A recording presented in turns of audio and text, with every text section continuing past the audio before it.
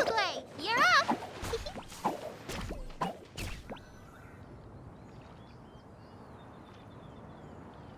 Xiao! Cloud Retainer! Madam Ping! We're here! Any news on Zhangli?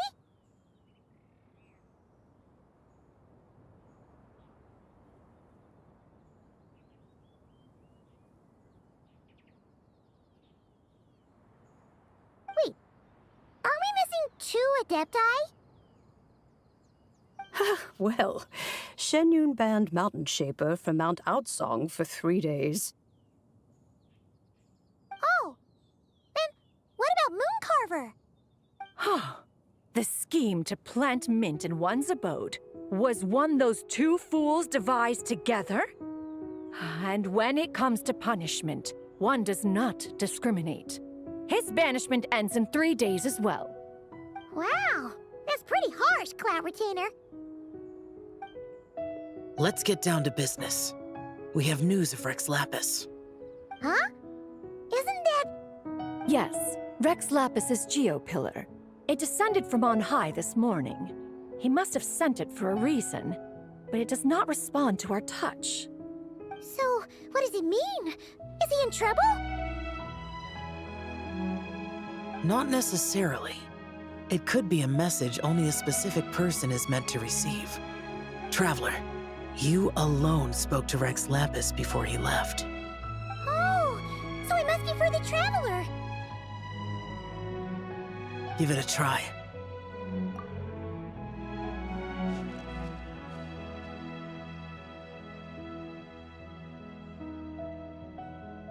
Come to the spring on Mount Qingse. I have left an entrance for you.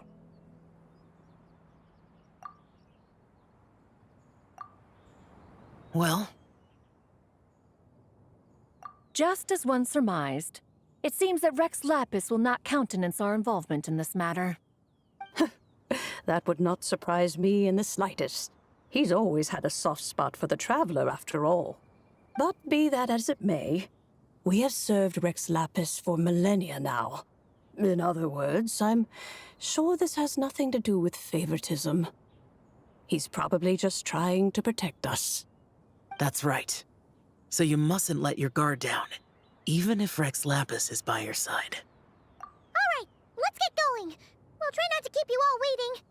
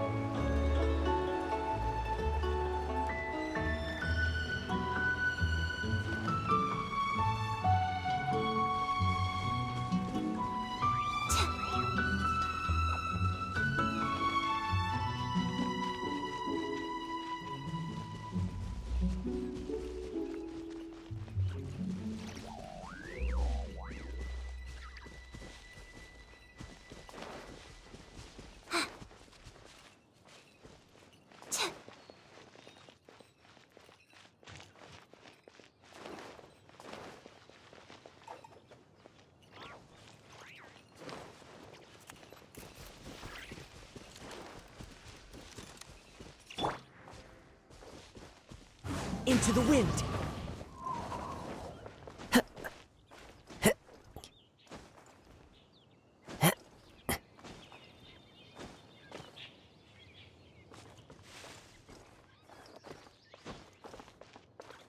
One with nature.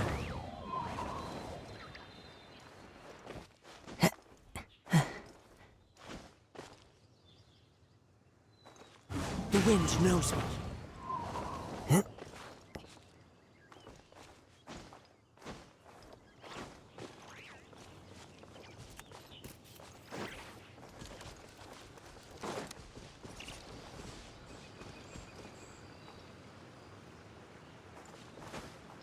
Keep your eyes peeled.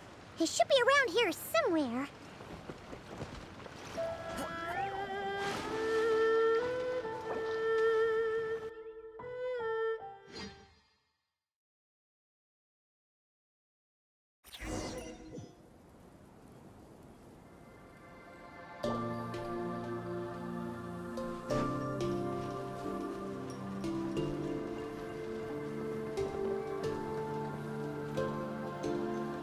Who could have imagined that the once mighty Geo-Archon might end up so, sitting on a humble stool in the woods, quietly weaving moon lanterns?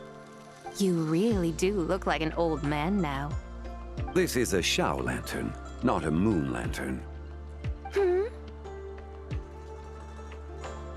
In ages past, when the gods waged war and the world was in turmoil, these lanterns were lit to guide fallen warriors back to their homes.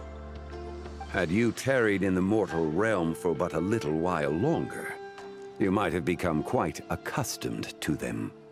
Even so, it bears such a striking resemblance to the moon lanterns they used to offer up to the heavens. Could this truly be mere coincidence?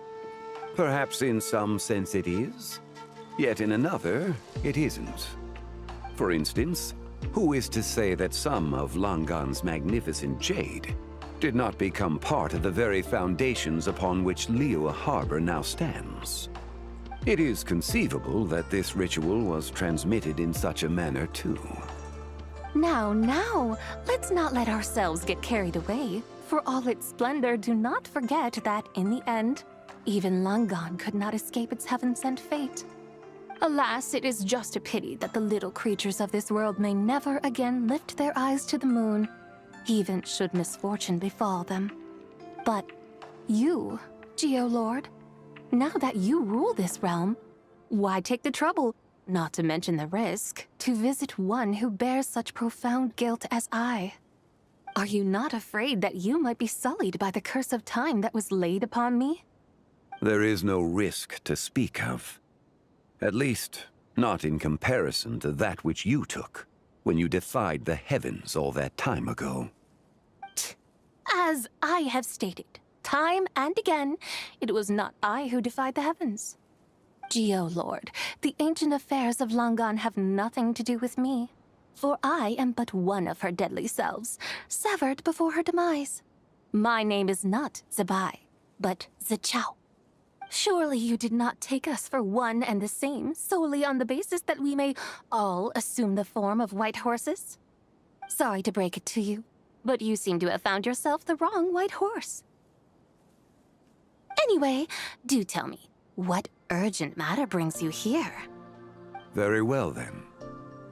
I have come to ask for Zebai's shade. Oh? So, the Geo-Lord has set his sights upon Zebai's human soul. And what is it that you intend to do with it? The world outside is changing. With the new moon's birth, the confines of the Shadow Moon are gradually disintegrating. In other words, the heavenly soul is set to return. Consequently, strange phenomena have manifested within Longan's former domain, leading to the earthly soul's reappearance as well. The last of the trio, the human soul, is in your possession. Most intriguing.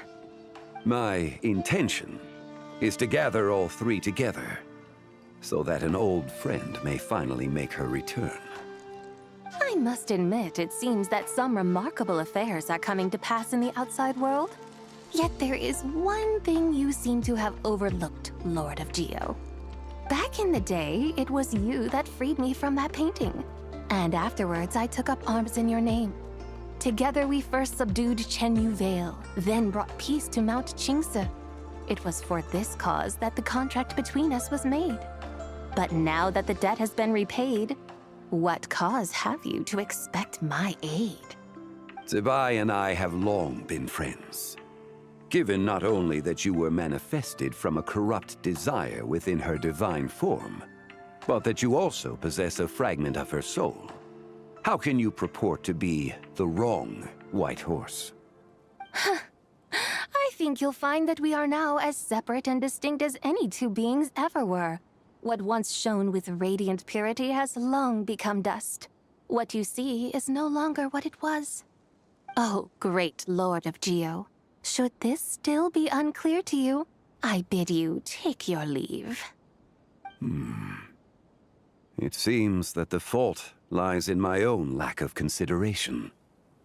As you wish. I shall let this matter rest. Wait! One moment, if you will. Should this not be your opportunity to propose a new contract? The part where you make me an offer I simply couldn't refuse?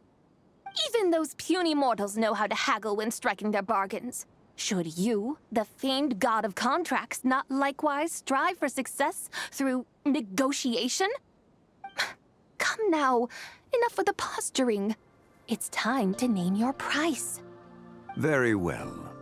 I had, in truth, prepared a new contract for your consideration. I knew you would not come before me unprepared. Yet, you should know that I want for nothing, for I live in the mountains, carefree and untroubled. Occasionally, I even find sport in teasing the mortals who stumble into my presence. Then why persist in telling them those ancient stories? I speak of what transpired before the sky collapsed and the earth sank into itself. That is merely my way of passing the time. And what of it? Would any believe, much less remember, the ramblings of a mountain hermit? Those tales have long since spread throughout the mortal realm. Who? Should my words prove insufficient, I invite you to see the world for yourself. To this end, I have found you a pair of trusty guides. The Lantern Rite is presently underway in Liyue, and should prove quite intriguing for you. So this, then, is the contract you have prepared for me? Indeed it is. Think of it as a contract for a one-day festive excursion. Surely you do not hope to offer this in exchange for Tsubai's shade. The foundation of my very existence for a little excursion seems a little steep, wouldn't you say? Why not see for yourself? You can always decide afterwards. The final determination, of course, shall rest with you. Is that so? Then perhaps this deal might not be entirely off the table after all. Where then are these guides of which you speak? Hey, it's Zhangli! Oh, we've been looking for you everywhere. We thought you might have gone missing. You're here. So these are my guides. Well, well. They certainly look the part, I'll give you that. Guides? Oh, you poor innocent little creatures. The benevolent Lord of Geo has sold you to me, which means that for the rest of this day, you belong to me. Sold us to you? Just what have you gotten us into, Zhangli? The situation is not quite as dire as that would sound. I ask only that you accompany my Adeptus friend on a tour of Liyue.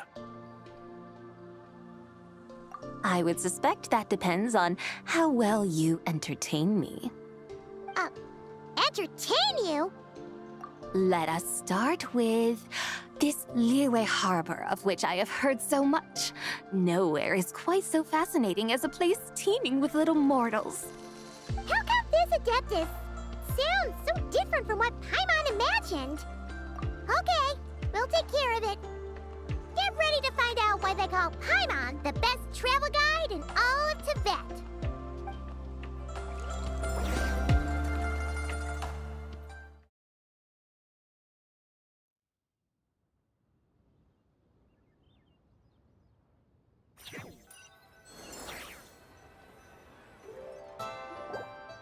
Look! We've arrived at Liyue Harbor! Not only is it Tibet's busiest port, it's also the beating heart of Liyue. So, dear Madam Adeptus, where would you like to go first? With humble fare and wine to sip, in comfort clothed and soul at ease, one eats, and all the heart's ills cease. So we're heading straight for the good stuff? Well, you're in luck, because Paimon's an expert when it comes to food. There are two main cooking styles in Liyue. Li cuisine, which is all about mountain delicacies, and Yue cuisine, which is centered on seafood. The most famous restaurants are Liyue Pavilion and Xinyue Kiosk. Oh, now Paimon's starting to drool. Guess our only option is to go try them both. 2 meals, back to back. Both sound like excellent options to me. Are these the kind of establishments that most people might visit on a regular basis? Not exactly. Both Li cuisine and Yue cuisine are known for their pricey ingredients. Definitely not what you'd call the budget options. But don't you worry about that. Just think of it as Zhangli's little treat. Come on, aren't you supposed to be pals with Hu Tao? I'm unsure we can afford to spend a little more of her mora at least. Hey, all Paimon wants is to provide our Adeptus with the best possible experience here. Don't you want that too? Both certainly sound like worthy choices. Just now, though, I happened to see a porter pass this way. Where might individuals like him go to eat? A hungry porter, huh? Oh! Paimon knows just the place! Yep. Nothing fancy schmancy there. Just tasty dishes made with simple ingredients in a variety of different styles. Most importantly, it's great value for money, too. No wonder everyone loves it, huh? Oh, and the owner happens to be a good friend of ours, too. One mean restaurant. Yes, even the name itself feels lively and down to earth. All right, let's make it our first stop. Yippee! That's a great choice, too. Alrighty, let's head over there right away. Paimon can't wait to dig in. Wamin Restaurant, here we come.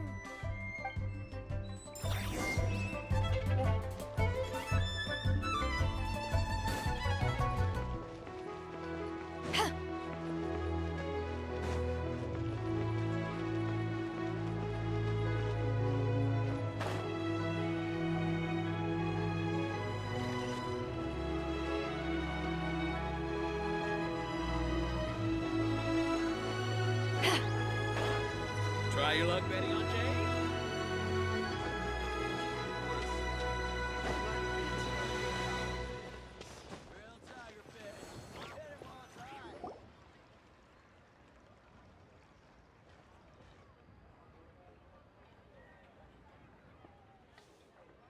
Shangling! Chef Mel! We're here!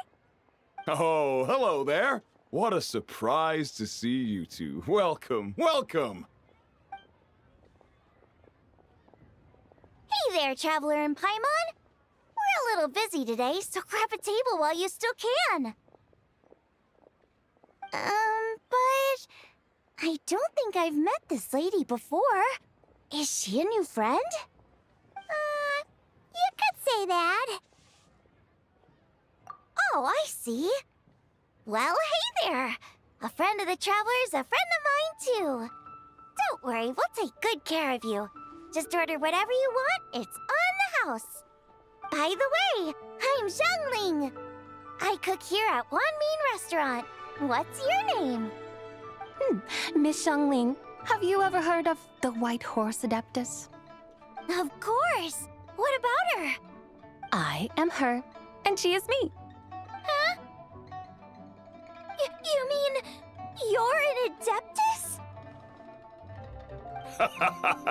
Oh, you young'uns crack me up. Come on, Xiangling. You've got to keep up with the times. Haven't you heard of cosplay? It's like a role-playing game where you dress up as famous characters and pretend to be them. Seriously, it's all the rage, and it looks like this young lady is quite the expert.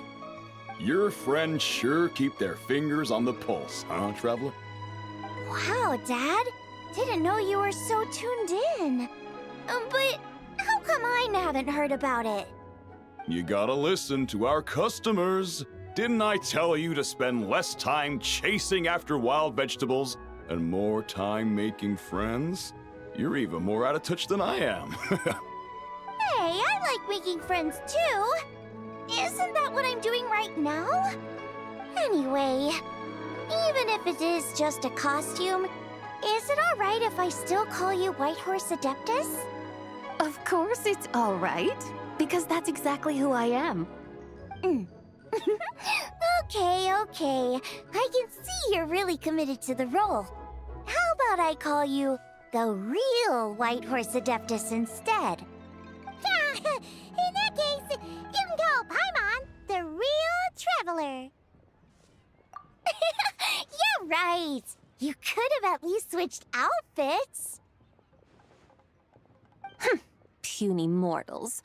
Nevertheless, I suppose it might be amusing to indulge in your little charade for a while at least. All right, go grab yourselves a table. I'll come take your order in a bit. Should I save this money or invest it? Cheap and tasty chop suey!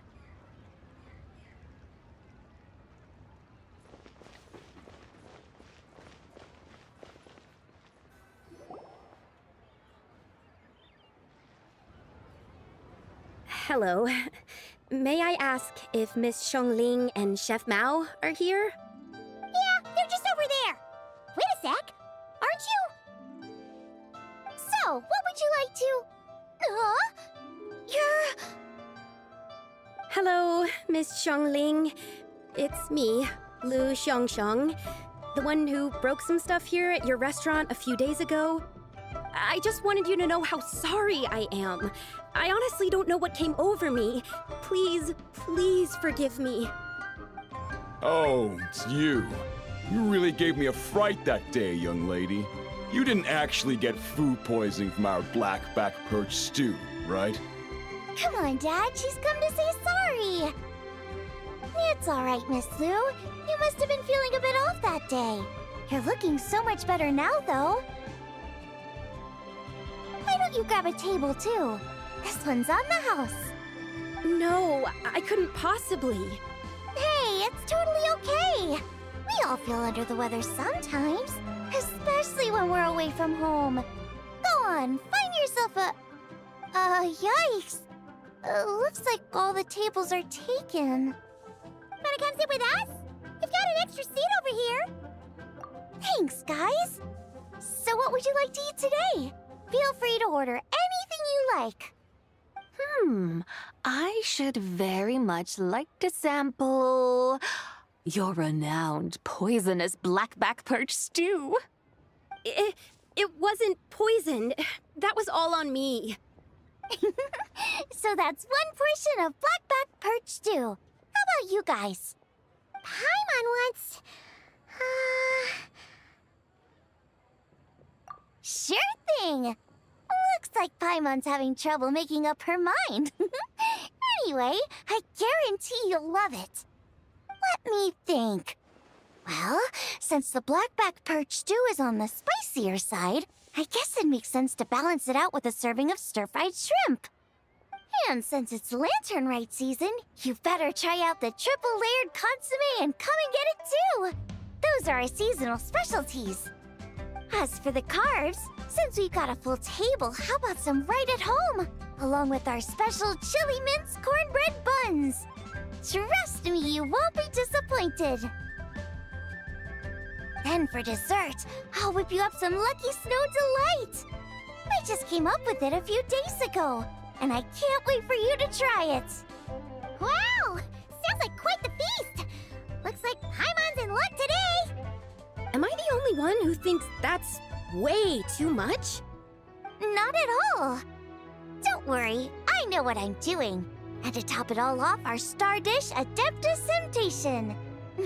You should know that we don't often serve this here at Wanmin Restaurant. But since this is my first time cooking for the White Horse Adeptus, I'm pulling out all the stops.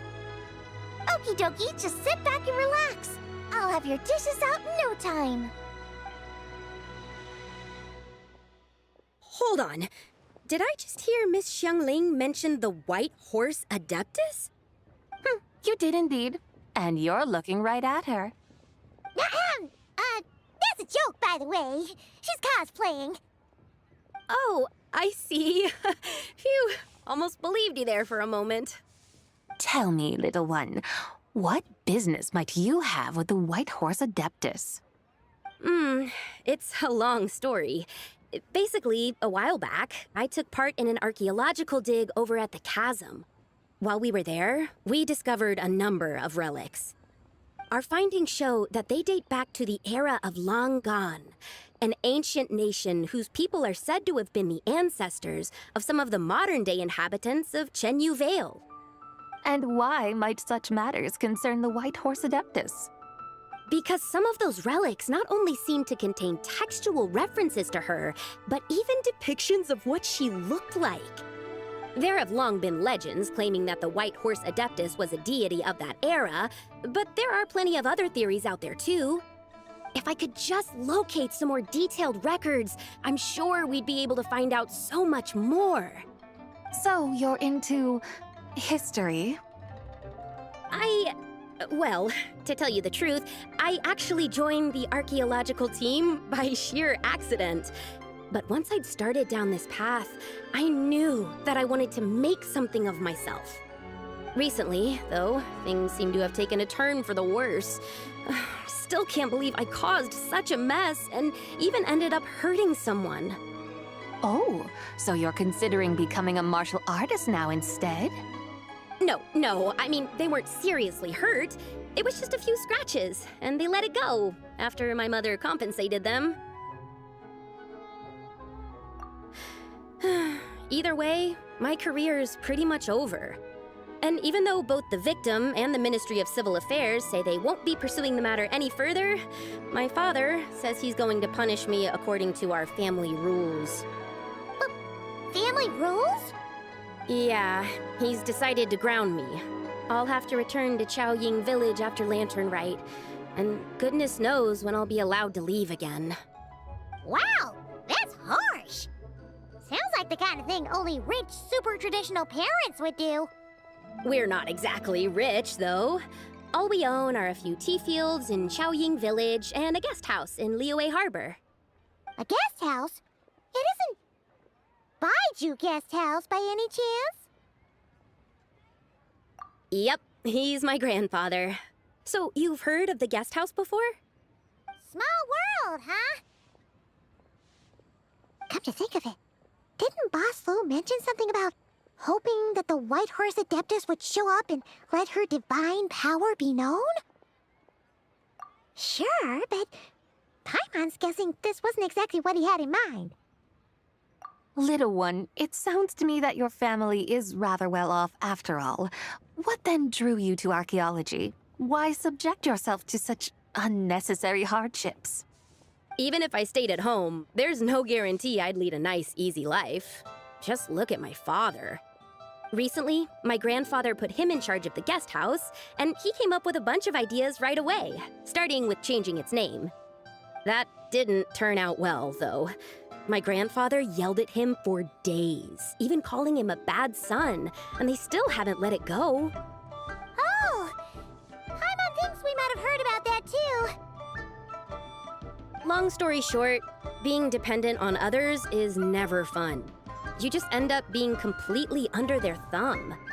That's why I want to make it on my own out here, no matter how hard it is. After all, as the saying goes, to rise above others, one must endure the hardest of hardships.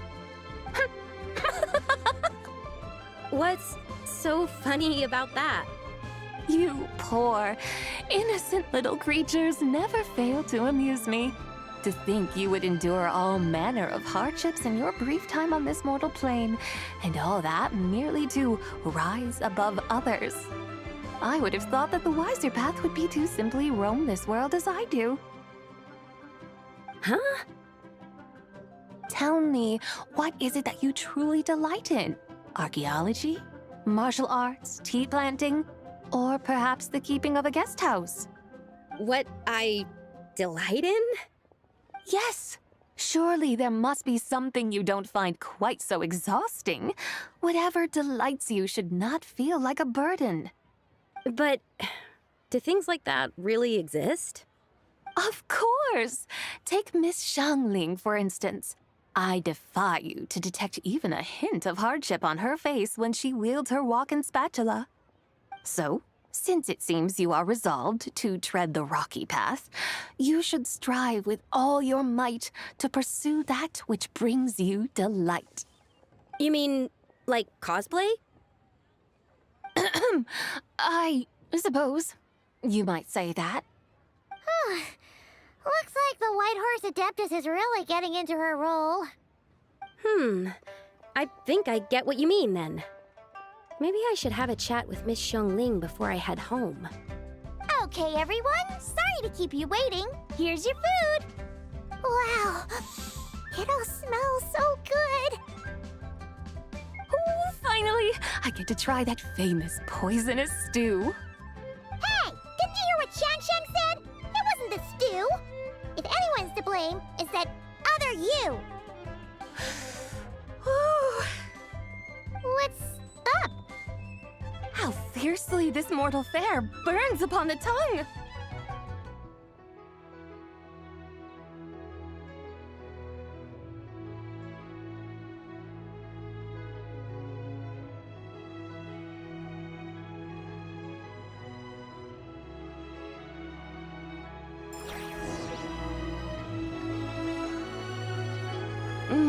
Most satisfying as poisonous stews go.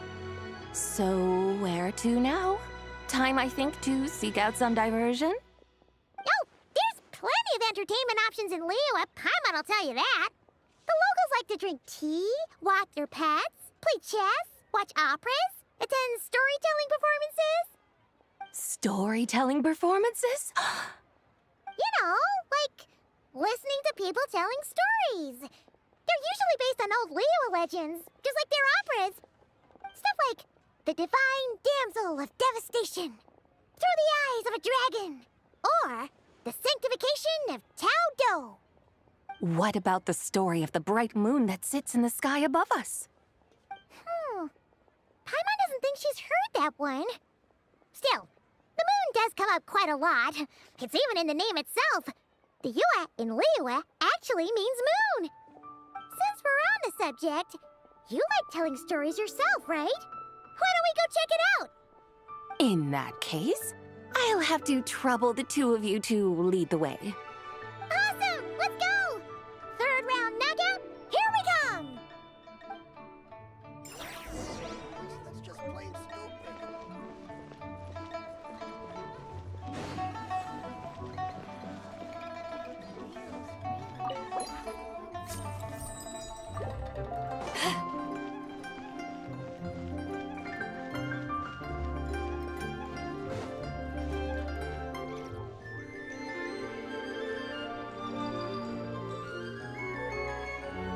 What a tongue twister.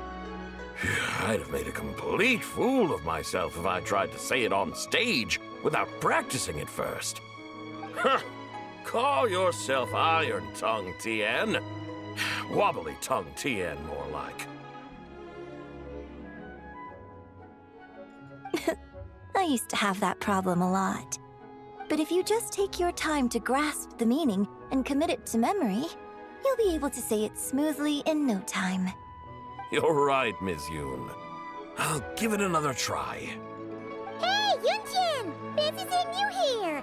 What are you two talking about? Ah, Traveler and Paimon, we meet again. And who, may I ask, is this? You may call me the White Horse Adeptus. The White Horse Adeptus? She's not really an Adeptus. I see. Well, it certainly looks like a lot of fun. Oh, funny you mention it. This type of thing is actually something I'm quite familiar with. Once, to perform Through the Eyes of a Dragon, I decided to imagine that I was Rex Lapis himself. It was the only way to truly inhabit his mindset and understand his resolve to quell those demons. Sounds like you just wanted an excuse to feel all big and powerful. Hey, that's... You just don't understand how inspiration works. You're one to talk. Paimon's traveled all over with the Traveler, and she's seen things that would make your jaw drop. All right, then. Since you claim to be so knowledgeable, why don't you prove it by reciting an ancient poem? An ancient poem? Which one? Ha! See? You mean to tell me you've never even heard of the ancient poem called An Ancient Poem? What kind of a title is that? Quit teasing, Paimon. We only just found out about that ourselves. He's talking about the writing on those ancient relics. When we first saw it, we couldn't figure out what it all meant. So in the meantime, we decided to just refer to it as an ancient poem. However, thanks to the painstaking work of the scholars who were tasked with decoding it, it seems like that's exactly what it was. Or rather, an ode offered in veneration of the moon and the White Horse Adeptus. Oh yeah! Didn't Kuching mention that before? It's got something to do with Longon, right? That is correct. The Ministry of Civil Affairs has issued a notice stating that, although it is true that the moon may disappear tonight, we should be in no danger. In other words, there's nothing to fear. But if you're worried, we can always take a leaf from the Book of the Ancients. By reciting this poem, I mean, and calling for the White Horse Adeptus' aid. If we do that, I'm certain she'll protect our moon and keep us safe. Oh, seriously? Paimon has to get a look at this.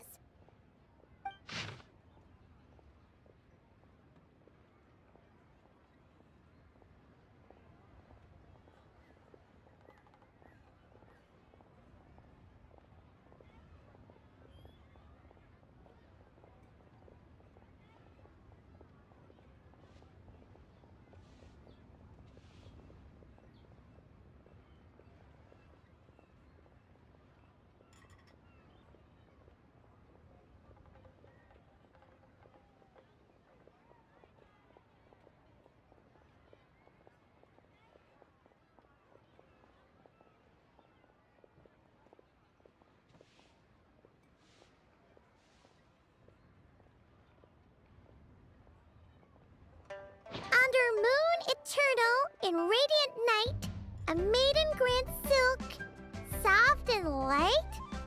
What in Tivat's that supposed to mean? Under moon iridescent, in night divine, blah blah blah, something cloth so fine. Something about fields being plowed, something else about seeds being sown from the earth. Seriously? What is this? The fields are plowed, the seeds are sown, and from the earth, life is grown. Whoa! You did that without even looking! Bravo! Bravo! We have an expert in our midst. Looks like this young lady really does know her role inside out.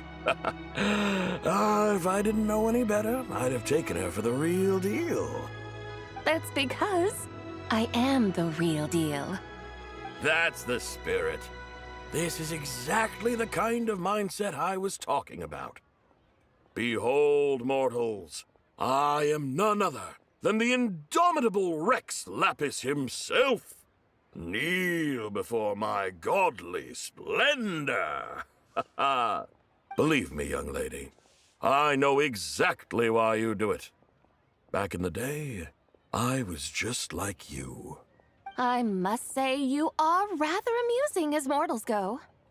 Miss White Horse Adeptus, it is a great pleasure to make your acquaintance today. I have some questions regarding the poem, and I was wondering, perhaps, if you might be able to shed some light on it?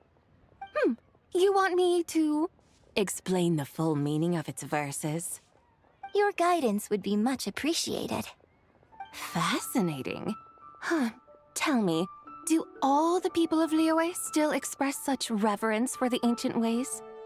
Well, it's true that we hold a deep fondness for our history, but it is hardly our only pursuit. One of my good friends, for instance, is even more devoted to the modern Fontanian art of rock and roll. Exactly! And don't forget, great practitioners of the role-playing arts walk among us too. People like me and you, young lady. Yes. So rather than placing too much emphasis on our reverence for the ancient ways, it might be better to say that here in Liyue, 100 passions bloom, each with a voice of its own. I see. Then, I suppose it wouldn't do any harm for me to enlighten you. In truth, it is but a simple poem of blessings. Its meaning is this. As the eternal moon rises in the night sky, a maiden adorned with lustrous jade descends upon the earth. She blesses the kudzu vines and mulberry leaves so that they may be used to make coarse cloth that is nevertheless soft, light, and comfortable to wear. As the iridescent moon rises in the night sky, a maiden adorned with lustrous jade descends upon the earth. She blesses the kudzu vines and hemp so that they may be used to make fine, luxurious cloth. As the frost moon rises in the night sky, a maiden adorned with lustrous jade descends upon the earth. She blesses the mugwort and artemisia so that they may be perfect for divination.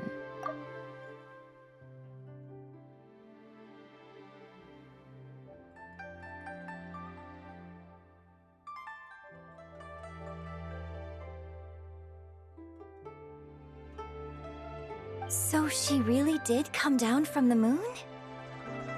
She shows the people how to use the plow and spade to purge the land of weeds, till the soil, and heap up the earth to make it fertile.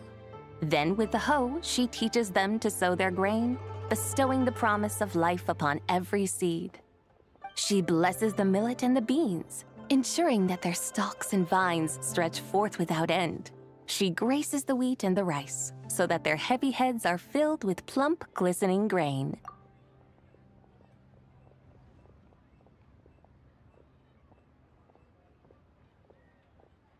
Sounds like she's a real pro at all this farming stuff. The fruits of the field are harvested and brewed into sacred wine for honored guests. This we reverently present to the divine maiden, with every ceremonial step flawlessly observed, so that she may witness the depth of our piety and respect. Oh, divine maiden, how can your graceful presence in the sky not seem like that of a fairy descending from the heavens? Oh, divine maiden, how does your pure and radiant form not resemble the guardian spirit of our land? I send my heart's desire, ascending to the heavens, beseeching you to grant us good fortune and blessings in the coming year. Huh? So, that's what it's supposed to mean? I find myself speechless. Moved beyond the power of words to convey. Oh, young lady, You have shown me the heights to which a true role player might aspire. A truly remarkable performance. I did not anticipate that anyone could unravel this poem with such depth and clarity, and so soon after the Ministry of Civil Affairs noticed, too. I'd even begun to consider myself somewhat versed in the matter, but as they say, there's always someone more knowledgeable out there. Allow me to extend my thanks to you, Miss Whitehorse Adeptus. You are far too humble, young one.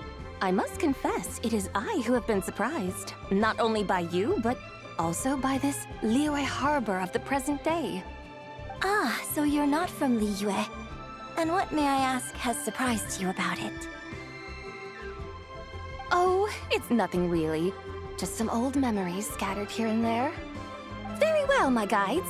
I suppose it is time we set forth on the next part of our excursion. I'd like to go see that wharf now. What say the two of you? No problem. We'll take you wherever you want. Oh, leaving so soon? Before you go, allow me to introduce myself. I am Yunjin, director of the Yunhan Opera Troupe. May I ask your name in return? My own name is scarcely worth mentioning, but since you asked, perhaps I'll tell you the title of that poem instead. Huh? So, it isn't actually called an ancient poem? Of course not. Its real title is Odes of Long Zabai. Odes of Long Zabai. All right then, until we meet again.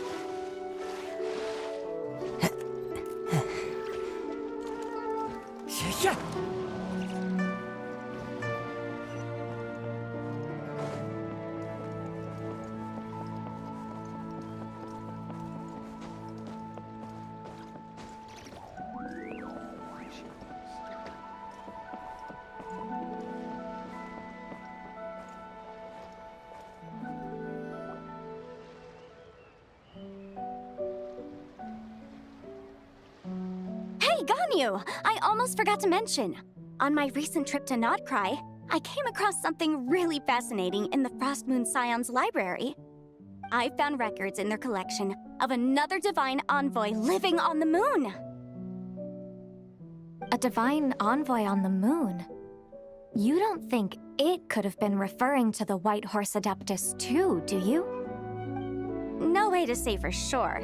Still, the similarities between our legends are intriguing, to say the least. Isn't it amazing? Especially when you consider how far apart we are. It truly is. We might live in different lands, but when we look up at the night sky, we all see the same moon and stars. Right?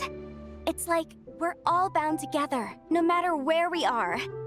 When you think of it like that, it's almost as if our friends from other nations will be right here celebrating with us. Isn't that a wonderful thought? No wonder you were so excited to go see the giant lantern when you first got back. Sounds like you're a real fan of the White Horse Adeptus, huh? I guess you could say that.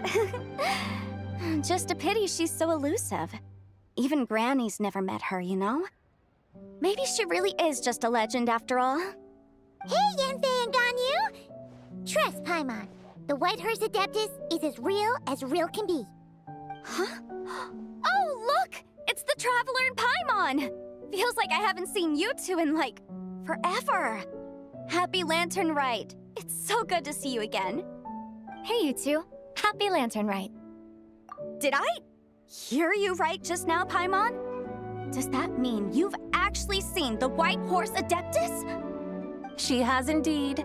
And now, so have you. Huh? And you are? Why, who else? The White Horse Adeptus, of course. Could you maybe start with something else next time? You're the White Horse Adeptus? That's right. Allow Paimon to introduce you to our new friend, Zichao. She's been low-key obsessed with cosplaying the White Horse Adeptus ever since we met her. I see.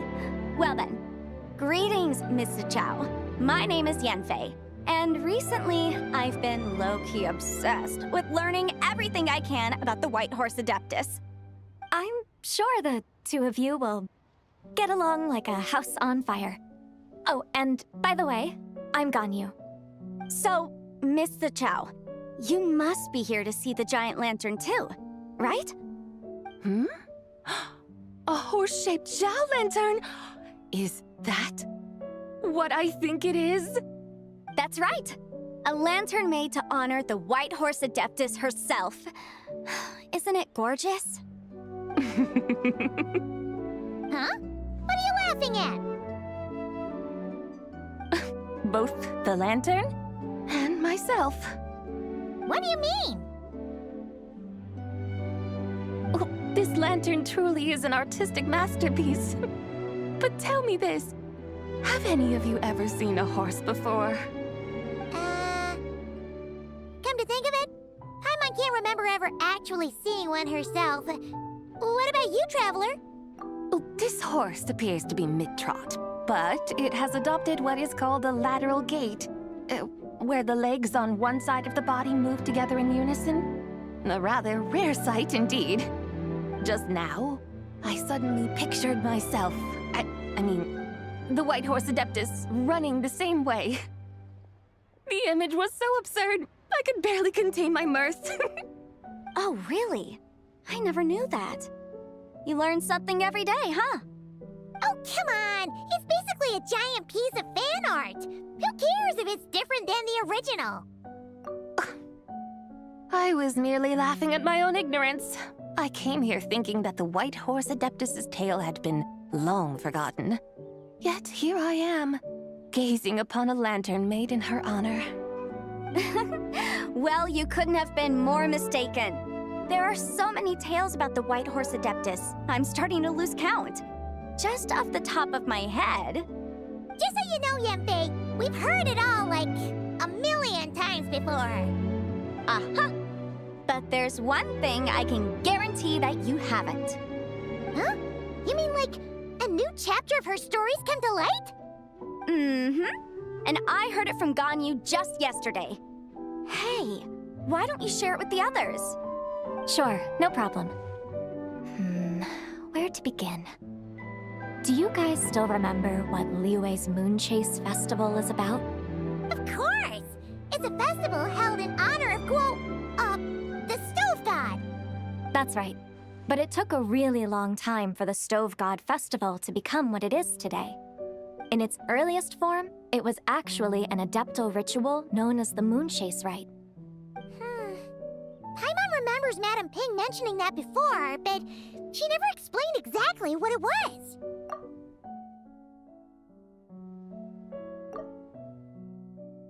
According to Cloud Retainer, the Moon Chase Rite was originally a ritual meant for communicating with the moon. Communicating with the moon? But for what purpose? At first, Cloud Retainer wasn't entirely sure either, as it was always Rex Lapis who performed the ritual. Whoa! Rex Lapis did it himself? Must have been a really important ritual. That's right. Unfortunately, despite numerous attempts, they never actually received any response from the moon, which is why they eventually stopped performing it. But then, just yesterday, Keqing took a picture of the moon being obscured by a dark hole to Cloud Retainer and asked if it had anything to do with the Moon Chase Rite. The moment Cloud Retainer saw it, it suddenly dawned on her that the rite might have been an attempt to reach the White Horse Adeptus all along. Does that mean Zhang Li's been trying to bring back the White Horse Adeptus all this time? So how about that? Bet you never thought there might even be a link between the White Horse Adeptus and the Moon Chase Festival. If Keqing hadn't taken that picture to Cloud Retainer, we would never have known any of this. This is probably what Keqing was referring to that day when she mentioned there were some ideas she wanted to follow up on. So, Geo Archon. All this time, you've been striving to awaken her. Huh? What do you mean, awaken?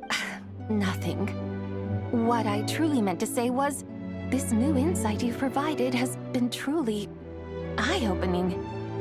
Oh, by the way, my trusty guides, I've been meaning to ask, where in Liyue Harbor might one enjoy an expansive scenic view? Huh? We're off to the next stop already? But Paimon's barely done digesting that lore bomb just now. All the more reason to find the right spot to let it sink in. Oh, so that's what you're up to. A tour of Liyue Harbor? In that case, if you're looking for a spot with a panoramic view, I'd recommend Yujing Terrace. That's a great idea. Since the terrace is on higher ground, the sea view from up there's so much better. Great! Well, the lantern rite's about to start, so we should get back to Granny's now. Hope to see you all at the festival tonight. Oh, you're off too? All right then. See you both soon. See you soon.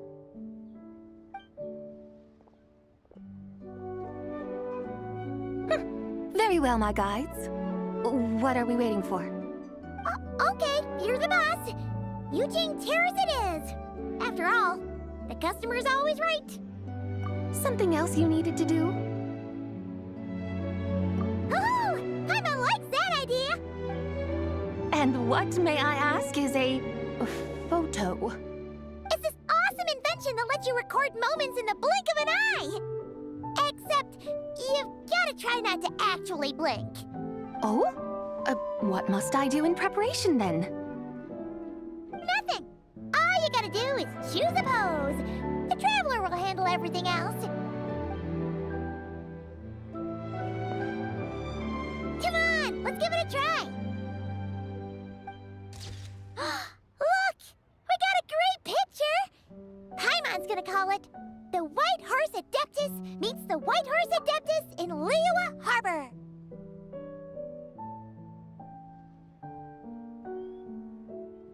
Huh. They've even discovered a way to preserve moments in time. Now I truly am curious to witness what else these mortals might accomplish. Very well, let us proceed. Eugene Terrace lies in that direction, does it not? Hey, wait for us!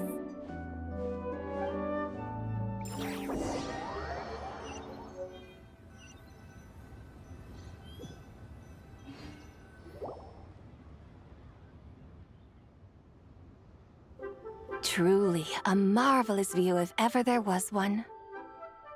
It seems the charm of this Liyue Harbor is only heightened by the sun's dying light. And soon, people will start releasing their shell lanterns to mark the most important day of the year. Practically everyone will be with their friends and family, eating a big meal, chatting, and even setting off fireworks. Trust Paimon, it'll look even more amazing then. What do you say? Want to stay to see that? No need. Let us bring this weary day to a close. Weary day? You mean, you didn't enjoy your tour? I had imagined you would arrange for me to witness some grand spectacle. Perhaps the descent of divine beings, the manifestation of the sacred before mortal eyes, or the appearance of a selfless hero come to aid the helpless and downtrodden. Or, should that not come to pass, then at the very least, spend a little more coin. For that, it seems, is how one finds true enjoyment. Alas, but there was none of these. Instead, we merely filled our bellies, listened to tales, and gazed upon a crude imitation of my likeness. And now the sun begins its descent. What a day of quiet tedium. Well, we're so sorry. If we'd known that was what you wanted, we'd have done it all differently. It's all that Jiang Li's fault for not making the customer's requirements clear. Well, it's too late now. Do you still believe I would part with that soul fragment, now so intertwined with my very being? But... I knew you were the more astute of the pair. Huh? You were just trying to scare Paimon? It seems the realm of the Geo-Archon has a way of making one more stony-faced. So, you were just pulling Paimon's leg? Of course. I was merely engaging in a little banter with the two of you. Long ago, I shared tales with various mortals who chanced upon my mountain abode. Never did I imagine that those stories would endure. It seems I greatly underestimated them. Perhaps, as your Geolord said, a few pieces of ancient Langan's magnificent jade have truly become part of the very foundation of this land. So, you've decided to help us? Again, that goes without saying. I made up my mind some time ago now. When I beheld a rather intriguing scene as I set foot in this city. I saw porters passing through the alleys, setting down heavy wooden crates from their weary shoulders. Peddlers pushing carts as the kites and lanterns upon them rustled gently in the breeze. I saw cooks cooking, actors acting, scholars reading, soldiers marching, children playing, elders resting, officials officiating, and the common folk absorbed in this or that, reveling in the simple joys of life. Some, it seems, have already found that which stirs their hearts, while others continue to fret, troubled by uncertain futures.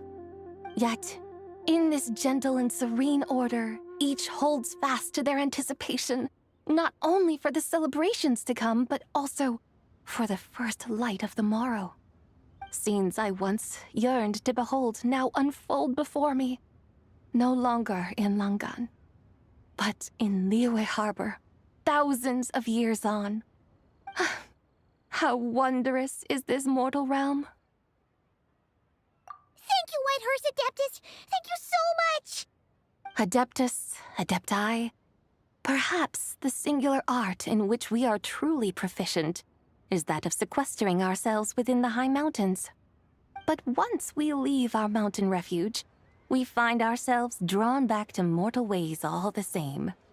So, it is I who should offer my thanks to the two of you. Traveler, Paimon, you have made this day more delightful than any I've known in a long, long time. Come now, and take what it is you need.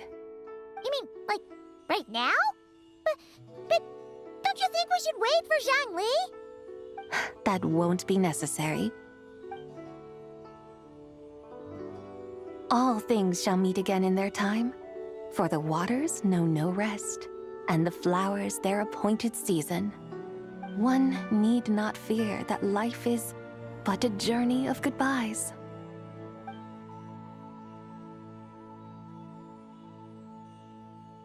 Is she gone?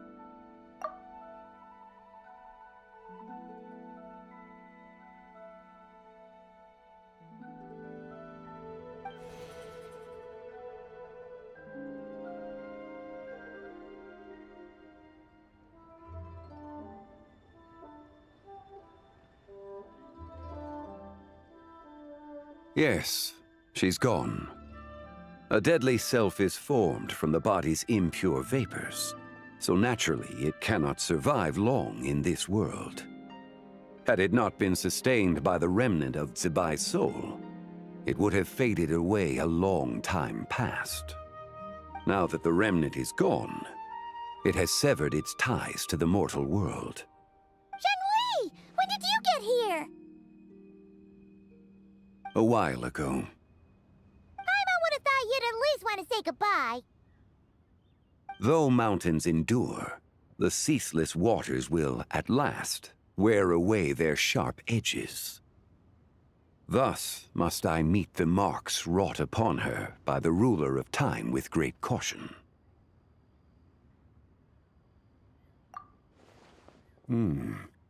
It may be goodbye for now, but someday we will meet again. Really? And when might that be? Who can say for sure? Years and years from now, perhaps. Or maybe tonight, at the Lantern Rite. Are you saying that if the Whitehorse Adeptus were to be resurrected, she'd still have the memories of the three deadly selves? That she'd still remember us? We will find out soon enough.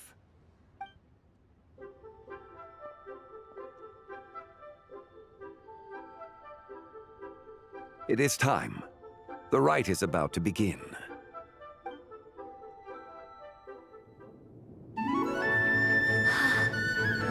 The rite is about to begin. Is the moon really gonna disappear? Got your lanterns ready, everyone? All set. Might be about time to put eyes to the sky. Wouldn't you say, Tianchuan? Look!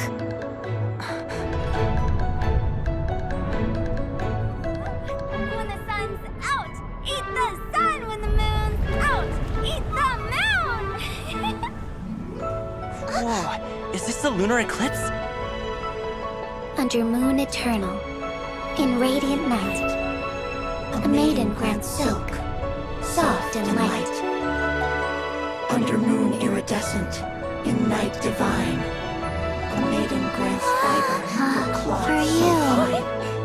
Under moon of frost, in night so great, a maiden grants tools to divine our fate. The fields are plowed, the seeds are sown, and from the earth, life is grown. The seedlings stretch, the crops do rise, and all unfolds before our eyes. Fruits are gathered, sweet wine is poured. These gifts we offer to our Lord. Pure is heaven, so fair and bright, she shines as light in this dark night. And with her does this, wish take flight.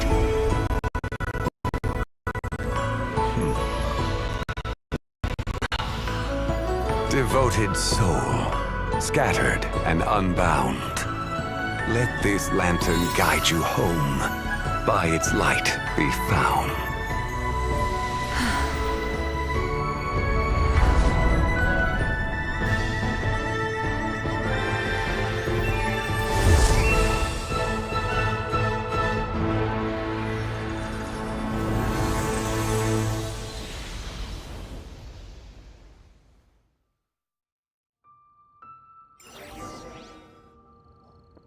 Did we do it? Do we finally get to meet the real White Horse Adeptus?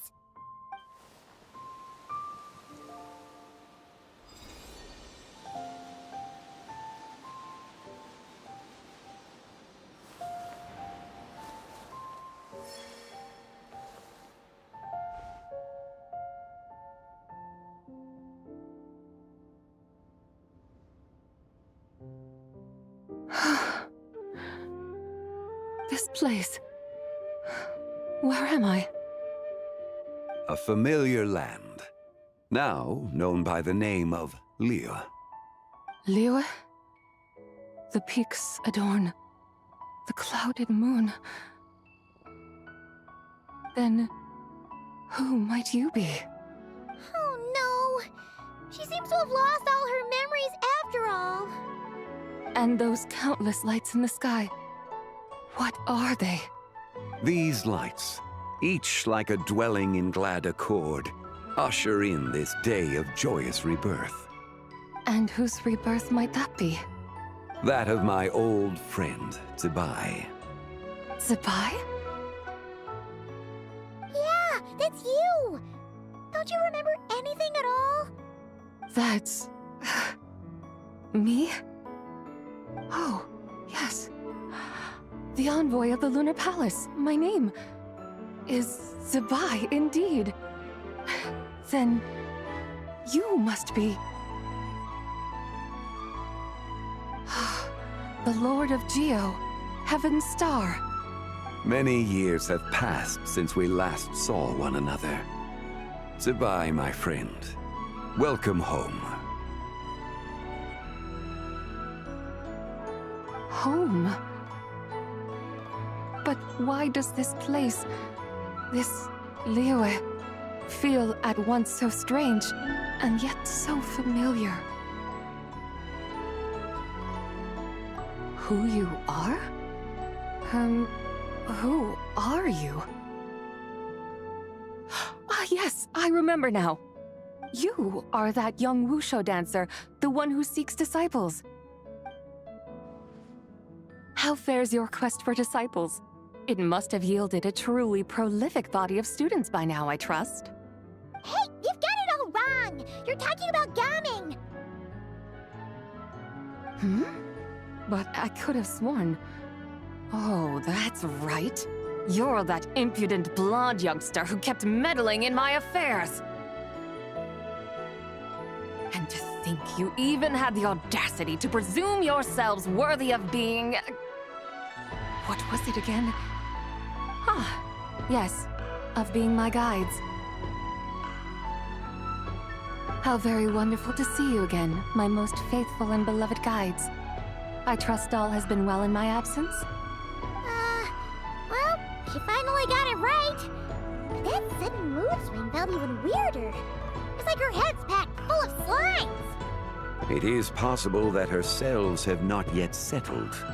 After all, they've only just been brought back together. It may be some time before she fully recovers. Huh? You mean, kinda like she's still half asleep? That I cannot say for certain. Perhaps a few days, perhaps a few years. A few years? Mortal years are but a poor measure when divine beings tread the realm of dreams. Well, if you say so. Anyway, at least she's whole again, right? That already seems like a pretty good outcome to Paimon. Yes, there is little cause for worry. We need only wait and let time take its course. Say, What are those little creatures over there up to? Celebrating Lantern Rite, of course. And those lights up in the sky? Those are all Shao lanterns. This year, each and every one of them carries a little wish inside. Lantern Rite. Then, may I join in too? Of course! Why else do you think we've been running around like headless chickens these past few days? Tell you what, Traveler, why don't we take the White Horse Adeptus out to celebrate? Who knows? Maybe seeing some familiar faces might help her find her feet? Hey, Zhangli! You've got some time on your hands now, right? Why don't you come along with us? By no means a bad idea, Paimon. Oh, and Sabai, before Paimon forgets, when we meet the others later, remember to wish them a happy Lantern Rite! Happy, Lantern Rite? Happy Lantern Rite! Yes, Happy Lantern Rite indeed. Well then, let's go!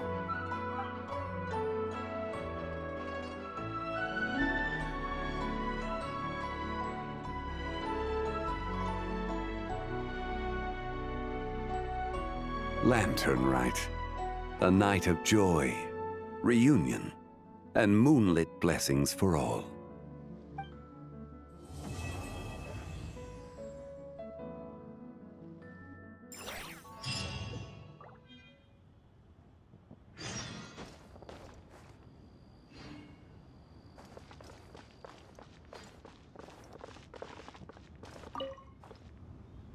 Hey, psst! Over here! Over here! I knew you wouldn't miss Lantern Rite. I was wondering when I'd bump into you. No. I can't be working at every Lantern right now, can I?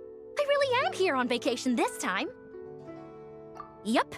Miss Pingshi said she'd find a professional photographer to take a good portrait photo. Hey, wait a sec. Don't tell me... Oh, it really is you! That's perfect then. Come on, take my photo. Let's see who's better behind the lens. So, ready to start?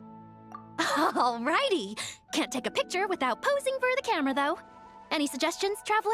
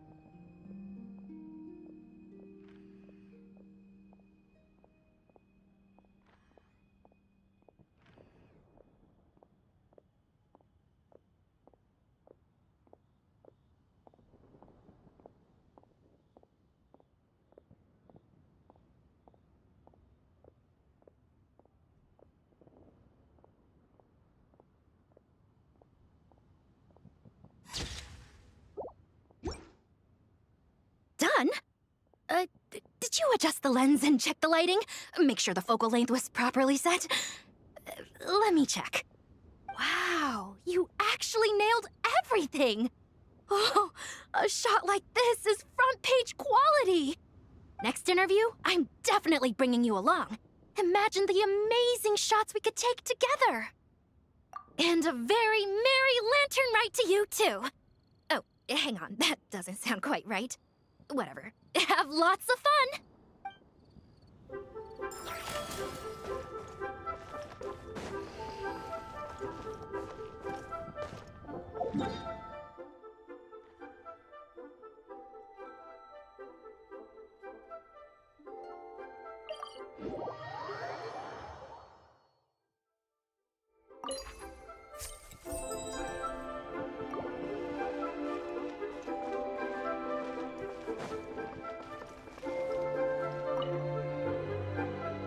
US got so much delicious food. What should I eat next?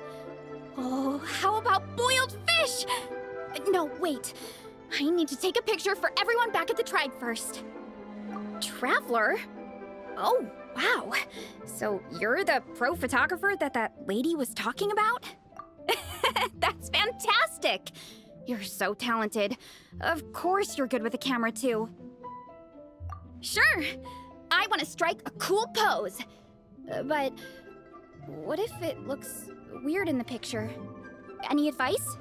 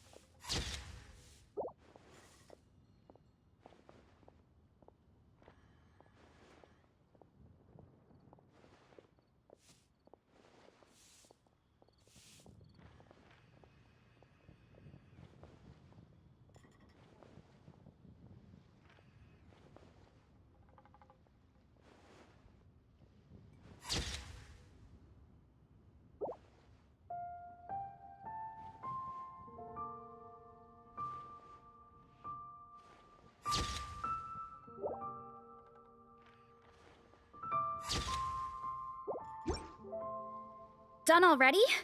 Well, let me see. Whoa, told you they'd be good! Now, what would be the best spot in the orchard to hang it? Thanks! Next up, some more delicious food. Starting with... boiled fish.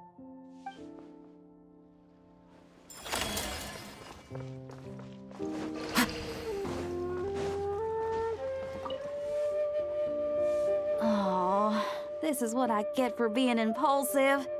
Making a shower lantern's no joke. Traveler? Oh, ain't that something? It is you! Happy Lantern, Rite. Yeah, Miss Pinkshy gave me the frame, but I designed all the details and made all the ornaments myself. Pretty rad, huh? I even gave Hu Tao a few. Oh, shoot. I totally forgot I promised Hu Tao I'd help her make some shower lanterns, too. I gotta release this one pronto.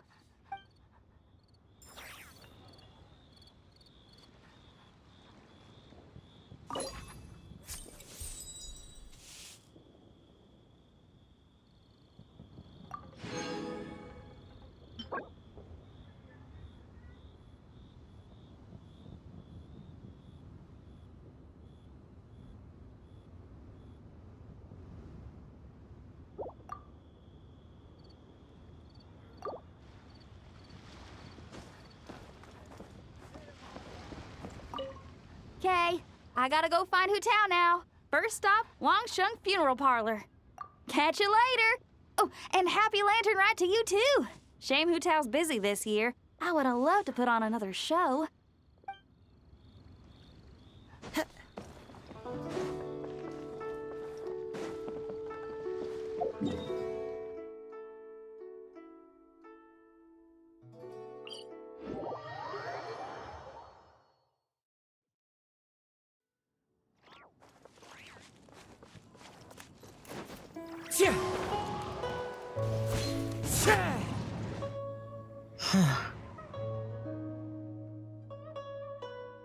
Yes. I saved someone from monsters earlier. She was carrying a frame and tools for making shower lanterns, and gave them to me as thanks.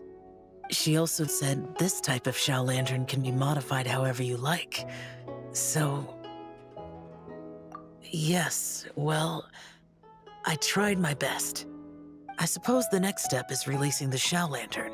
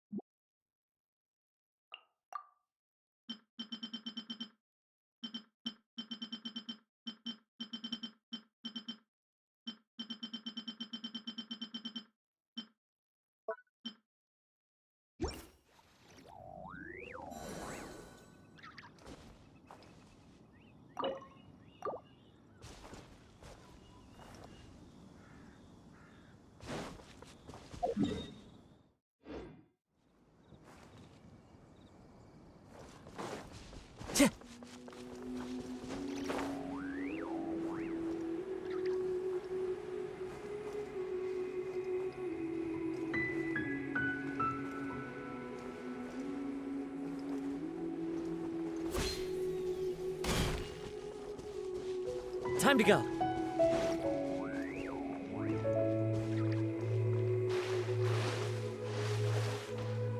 Chip.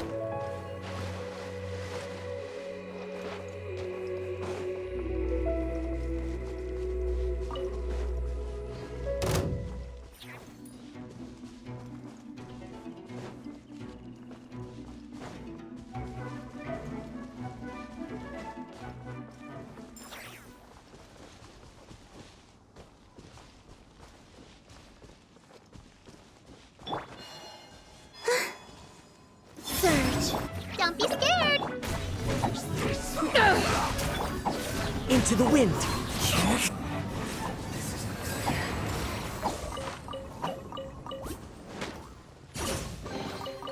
Huh, where have you been hiding?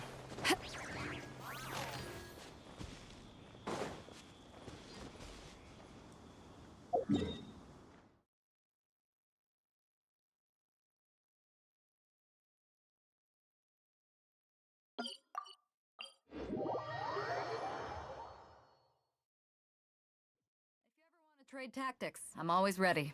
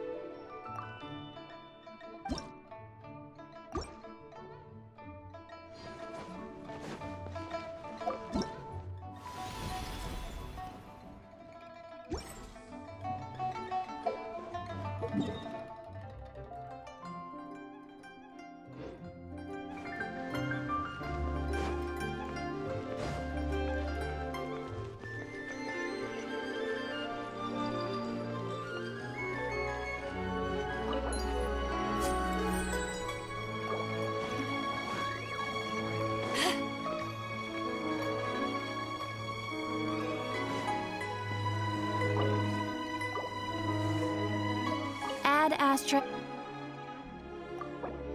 Thank you for complete. Ad Astra.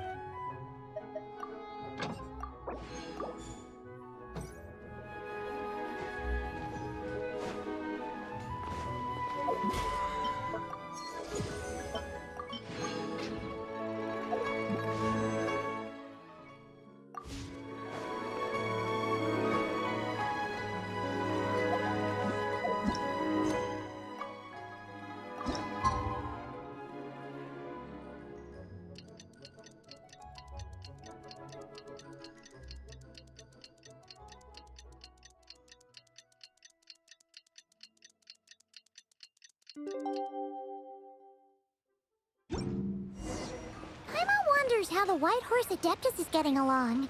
Maybe we should check in on her? We can ask Zhangli where she is.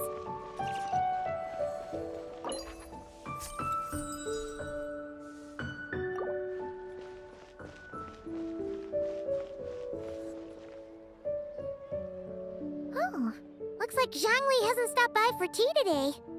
Hey, are you two looking for your friend? Try going up that way. Is Zhangli up that way? No, but that young lady who was dressed up as the White Horse Adeptus the other day is. She's your friend, right? I just saw her head toward Wanmin Restaurant. I was wondering why she was eating alone. But then you two showed up hot on her heels. Oh, what luck! We were just on our way to find her. But what's she doing at Wanmin Restaurant? I have no idea. I said hello, but she completely ignored me. She couldn't have forgotten who I am, right? I mean, we're kindred spirits, aren't we? Maybe she's still half asleep, but her brain might be a little fuzzy. Oh, that makes sense. I was wondering why her eyes were so red. Her eyes were red? Oh, that doesn't sound good. You young people, staying up all night because you think you're invincible. Look at your friend. Missing out on sleep so she can pretend to be the White Horse Adeptus. That's where that leaves you, you know. A word to your friend from someone who's older and wiser. She really needs some rest. Paimon won't be so certain about the older and wiser part. Yeah, what was that? Hurry along, then. Oh, and don't forget to come back and check out my Rex Lapis cosplay when you're done.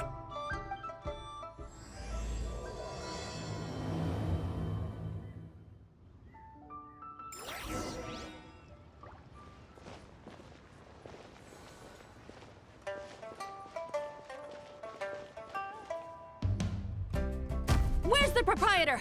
Come out and see me at once!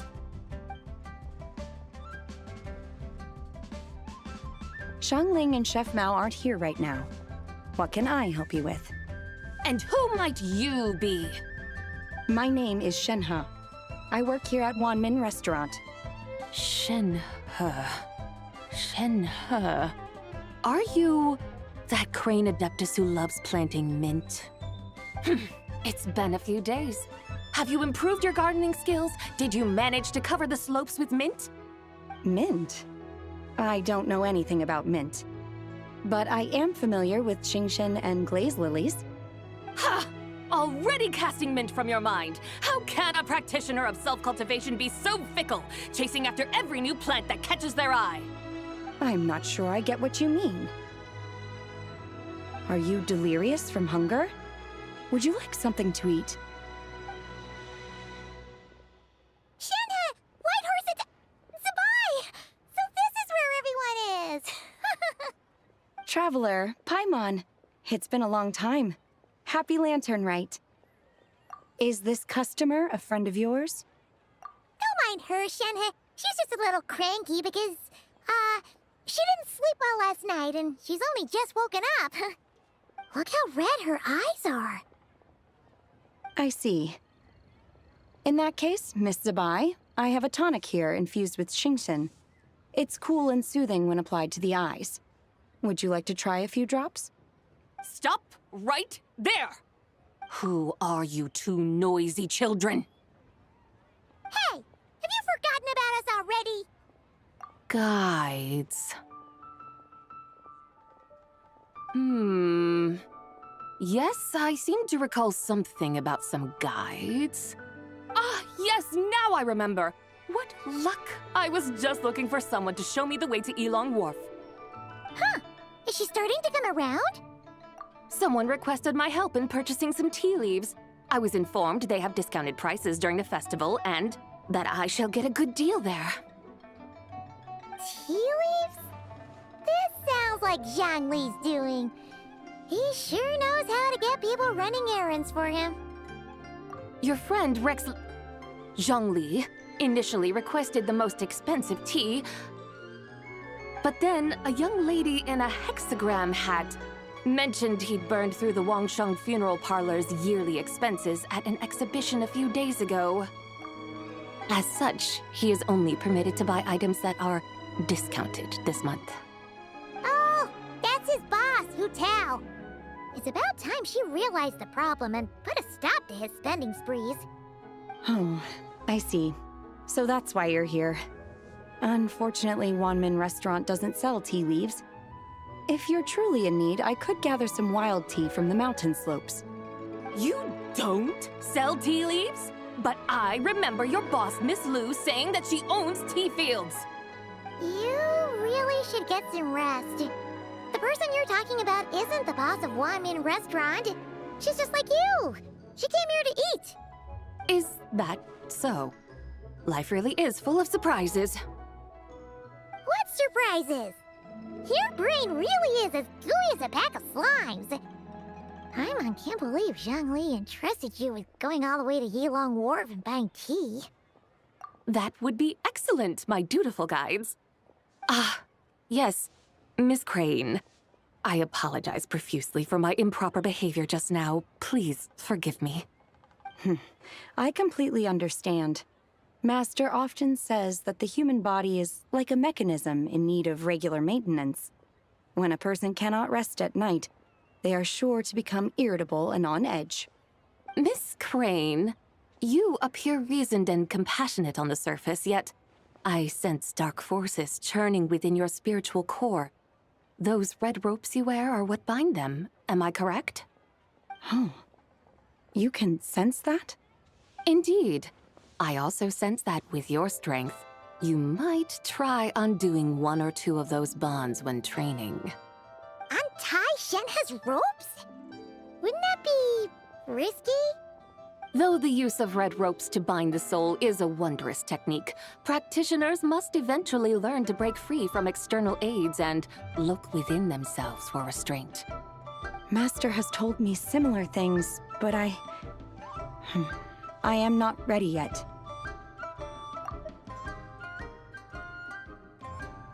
Your self-cultivation has progressed far enough. Then I will seek further guidance from my master. If you still have doubts, you can find me at the Baiju Guest House. I'll be taking up residence there for a while.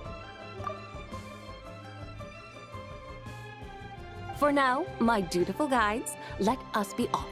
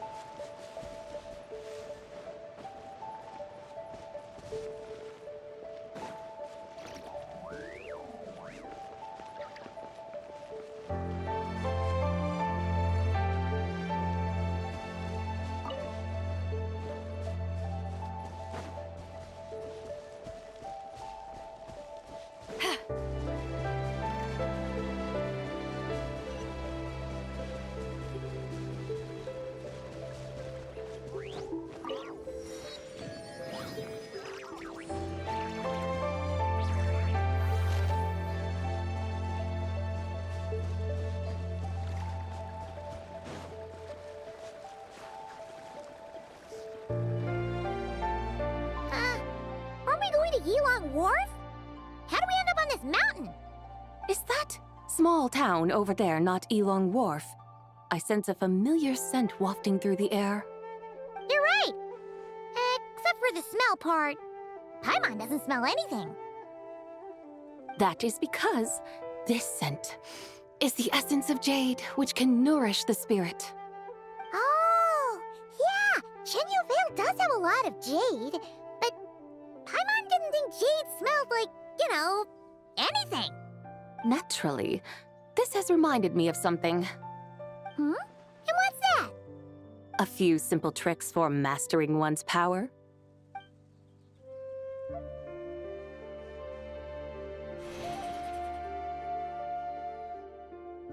What is that thing? I'm sure you've been to Elong Wharf many times before, but I wonder if you've done so while cruising through the air. You've been such dutiful, dedicated guides, so allow me to offer this fresh experience as recompense. Please step in.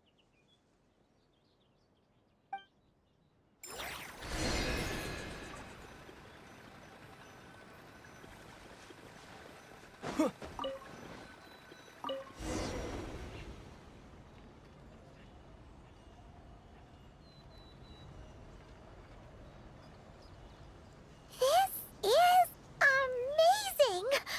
Paimon feels just like an Adeptus flying through the sky. What is this thing? I created it from my memories of the chariot of the Lunar Palace. Many years have passed since I last laid eyes upon it, so there may be some discrepancies. Nonetheless, it is functionally much the same. A lunar chariot? Wow! Paimon never imagined she'd get to ride in one! So, Sabai, does that mean you used to work on the moon? Work.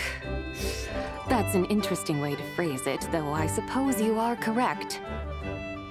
I was once an angel, a member of a race tasked with guiding humanity.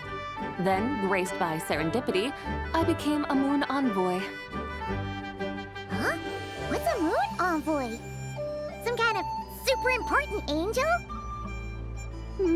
As you would understand it, a moon envoy is a job title.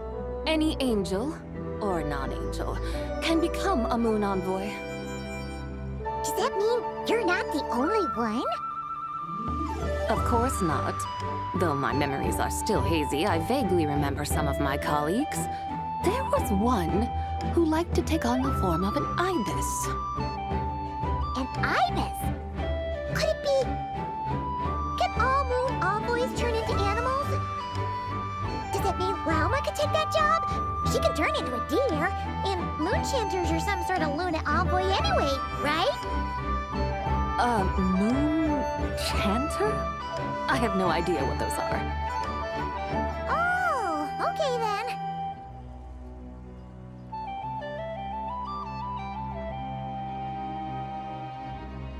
Look! Paimon thinks she saw a T-Thunder over there! Very well. Let's take a look.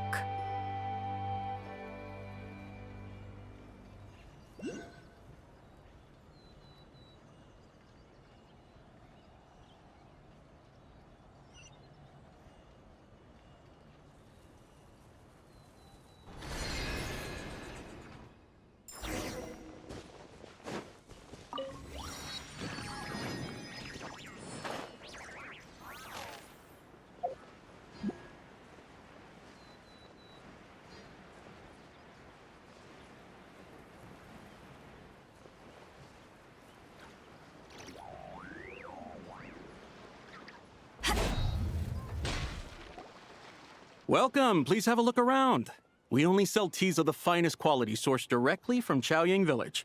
Right now, we're offering a special discount for Lantern Rite. Look over there! Discounted tea!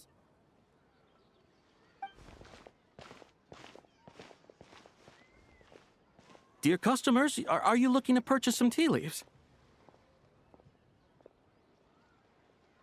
I can see from your bearing that you are no ordinary customers. My humble shop has some exquisite teas that should satisfy your more refined tastes. We're not here for quality. We're looking for a discount. A discount? Well, that's a coincidence. Our Sunglaw tea is on sale right now. A special festive offer. Something about the name of that tea sounds familiar to Paimon. Buy 3 boxes of Sunglaw tea during the festival to get 10% off. Buy 4, get 20% off. Buy 10, but... That's right. 10 boxes at half price. Have you been to our shop before by any chance? Oh, Paimon's definitely heard this spiel before. 3, 4, 10, 10, 20, 50. Sabai, what are you muttering about? When purchasing 3, 4, or 10 boxes, the corresponding discounts are 10, 20, and 50%. The intervals between the 2 sets of numbers are 1 and 6, and 10 and 30. Look! Her eyes turned blue! That's gotta be a first! If the differences between intervals remain equal, the interval after 6 should be 6 plus the difference between 6 and 1, which is 11. Similarly, after 30, the next interval should be 50. Therefore, extrapolating upward, the next 2 numbers in each set should be 21 and 100. You're making Paimon's head spin! Those numbers, what do they mean?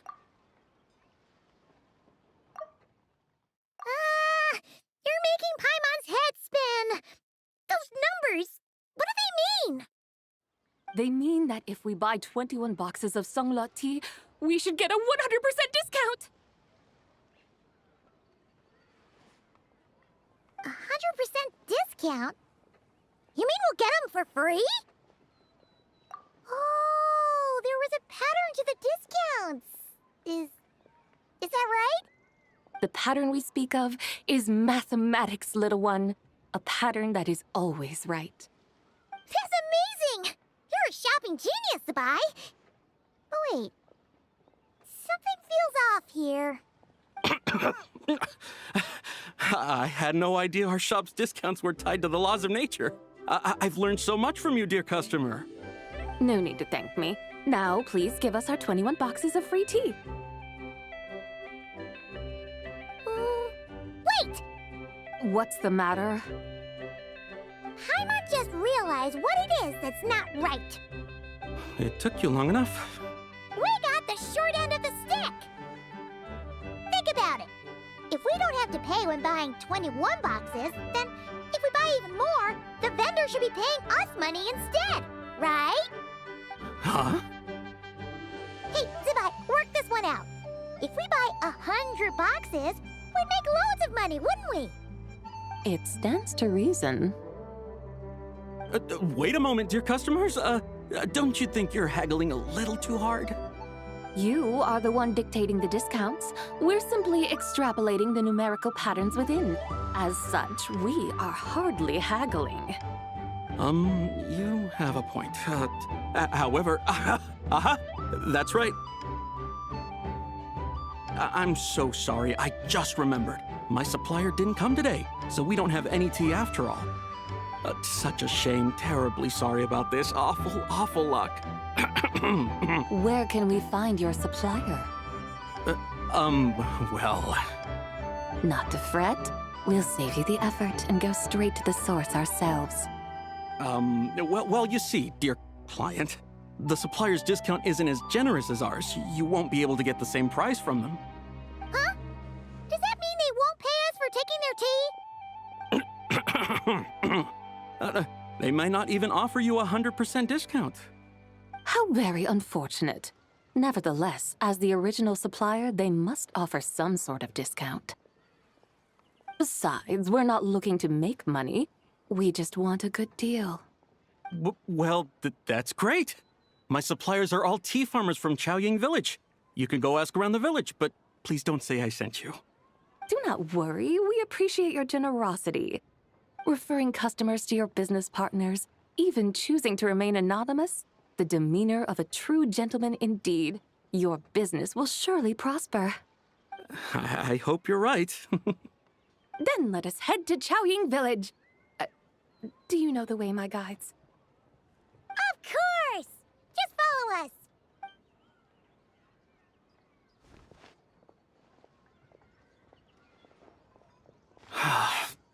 otherworldly beings were those? Thank the heavens I managed to send them on their way. I should hurry home and pray to the White Horse Adeptus. May she bless me such that I never encounter such customers again.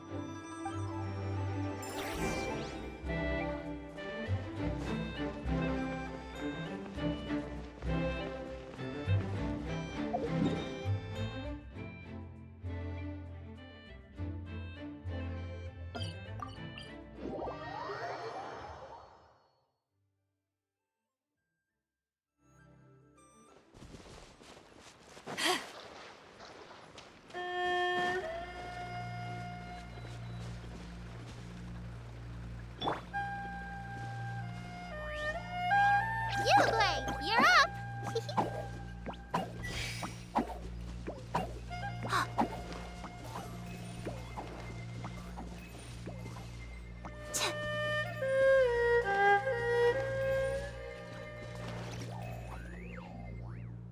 Here we are! Xiaoyang Village! The mountains and waters are pristine. They embody the beauty of heaven and earth.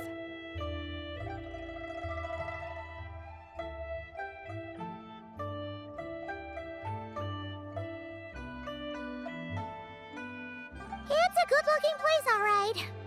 But it's hard to enjoy the scenery when Paimon can't stop thinking about all that tea-buying Mora we're missing out on. Should fate dictate, Mora will find its way to you sooner or later. Well, Morak certainly finds us often enough. He even sought us out in person this lantern rite. For now, let's look around and see if any tea farmers are selling their crop. We'll be able to see more clearly from up high. Let's take to the sky and enjoy the beautiful scenery while we're at it.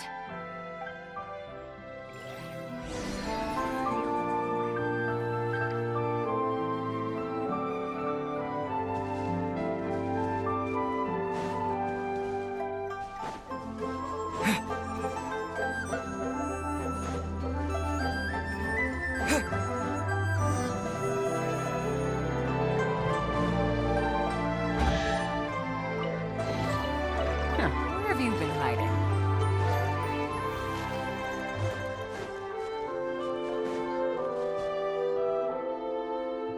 Here we are! Xiao... The mountain. It's a good-looking place, all right. Should fate dictate, Well, we'll be able to see more clearly from up high.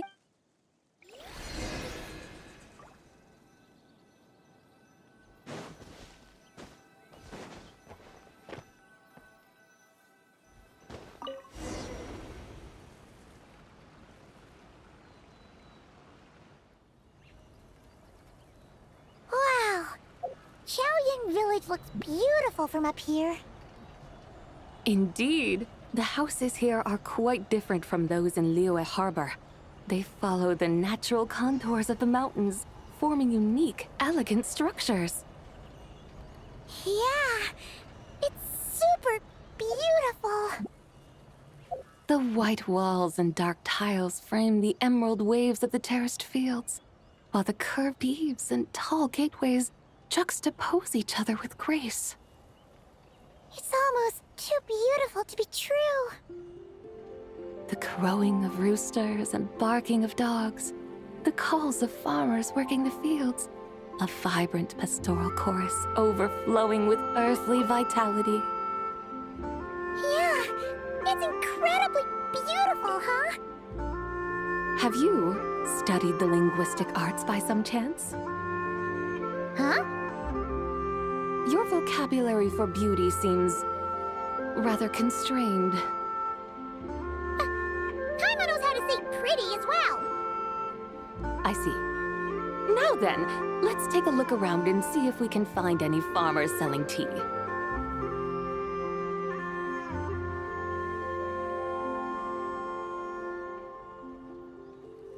Look! There's someone in that tea field!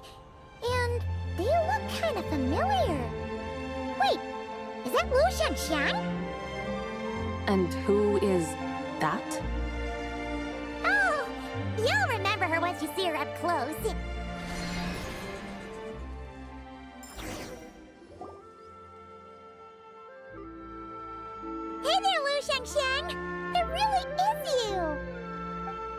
Huh? Paimon, Traveler, and the White Horse Adeptus. Fancy seeing you here. The White Horse Adeptus has a name now. You can call her Zabai. And you are... Wait. I remember now, you're... Don't say anything about food poisoning or fish. You're the young lady who wanted to rise above the rest, are you not? Yes, that's me, but I'm in a bit of a state right now. At best, I can say I've fallen below them. Fallen below them? What happened? Like I said the last time we met, I'm being punished according to family rules. My father, mother, grandfather, grandmother, other grandfather, other grandmother. Oh, that's a lot of family members. Yeah, and on the night of Lantern Rite, they held a family meeting to discuss my situation. So, they do care about you. There's no doubt they care. But they think that since I caused all that trouble in Liyue Harbor, it shows I can't be trusted on my own. They decided to ground me. Ground you? Yeah, though they're not confining me to my room. Instead, I have to personally nurture a tea seedling until it grows big enough to be sold at market. Aw, a tiny little tea baby. Do they want you to experience what it's like to be a parent? It's supposed to cultivate my character and temperament. They say this will help me calm down and reflect on my issues.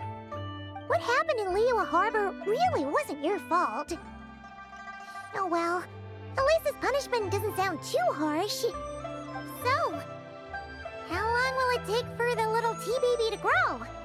Actually, I don't know. I've never grown a tea tree before. It usually takes 2 or 3 years. 2 or 3 years? Yes, the tea in this garden requires 2 or 3 years to mature. That long? Zabai, you're not making this up, are you? How do you know so much about growing tea? When the plants thrive and grow, that is the meaning of my name. I can tell at a glance when their season of ripening will come. Do I really have to waste 2 or 3 years here? Why is this happening to me? I'd only just found my direction in life. Yes, during the night of Lantern Rite, I heard many people reciting poems from Long Gone in praise of the moon. In that moment, I suddenly felt a great sense of pride.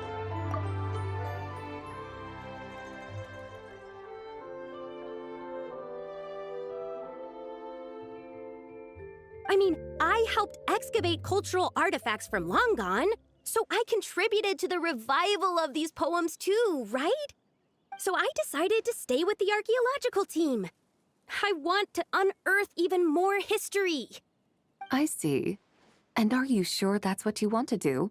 If you don't achieve anything significant in the years to come, will you still enjoy it? Yes, because archaeology gives me that boom shakalaka feeling. Wait, did Xiangling teach you that? That's right. I was asking her for advice. She said that if something gives you that boom shakalaka feeling, then it has to be worth pursuing. I immediately thought about how, when I'm excavating in the ruins, I always feel like there's a ghost standing beside me, and not in a spooky way. It feels like my great-great-great-great-great-grandmother patting me on the shoulder and saying, "Keep going. You're about to rediscover some grand ancestral knowledge." Right? It feels like I've made some kind of connection with my ancestors. Isn't that amazing? Since you've made up your mind, you should give it your all. And I'd love to, but I'm still grounded. Run away, summon up a little boom shakalaka, and leave the tea garden behind. Flee this village. That might be going a bit far. You don't want to lead others astray, Zabai. Yeah! Tell them about your great-great-great-great-great-grandmother.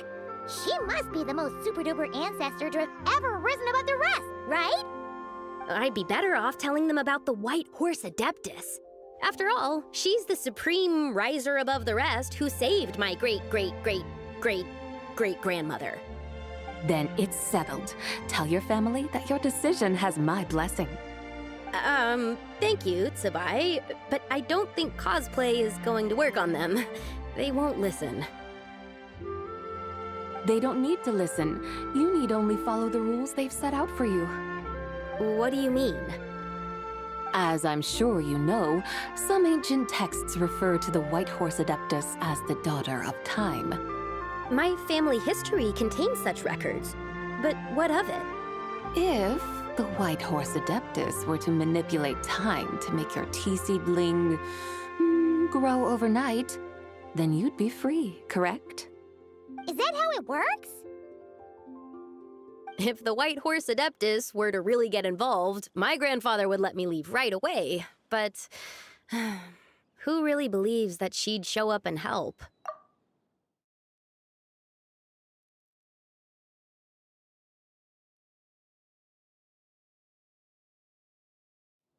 It's not as if you have any other options. Why not try calling out for help? It won't cost you any more. Guess I might as well. I've got no better ideas anyway. White Horse Adeptus, if you can hear me, please save me from my predicament.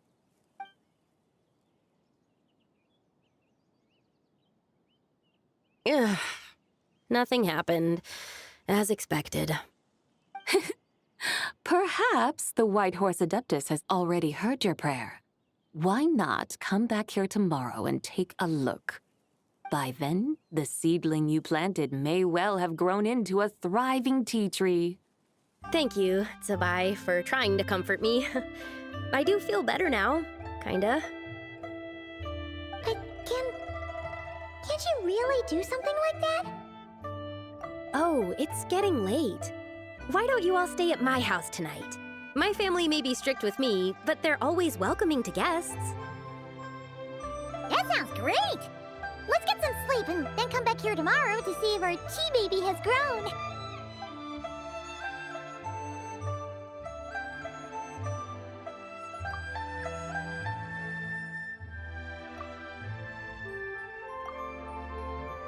Oh, the tea tree! Whoa! Your tea baby is all grown up! Indeed, it has grown into a mature tea tree that can stand tall in the face of wind and rain. How is this possible? It must be the work of the White Horse Adeptus. Your prayer must have moved her. Are you sure? Perhaps she heard your prayer and chose to answer the call. She once saved my great-great-great-great-great-grandmother. This time, she saved me. That's incredible! Your family must be blessed by the White Horse Adeptus. I guess so. I need to tell everyone the news right away. They'd better. Since this is the will of the White Horse Adeptus, I don't see how they could object. Go! And if you run into any more trouble, call out to the White Horse Adeptus just like yesterday. Thank you so much! Paimon really thought you were going to use Adeptal energy to make the tea baby grow, Zabai. When an Adeptus exerts effort, consuming their energy, is that not using Adeptal energy?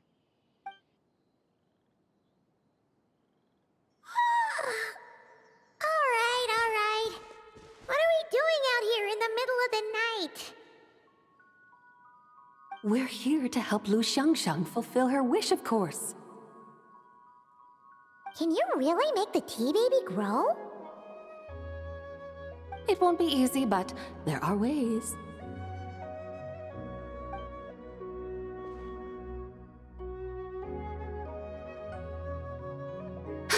There, it's grown. Hey! You just transplanted a tea tree from over there! So, there's a mature tea tree here now, yes? Oh, yeah, but... And am I not the White Horse Adeptus?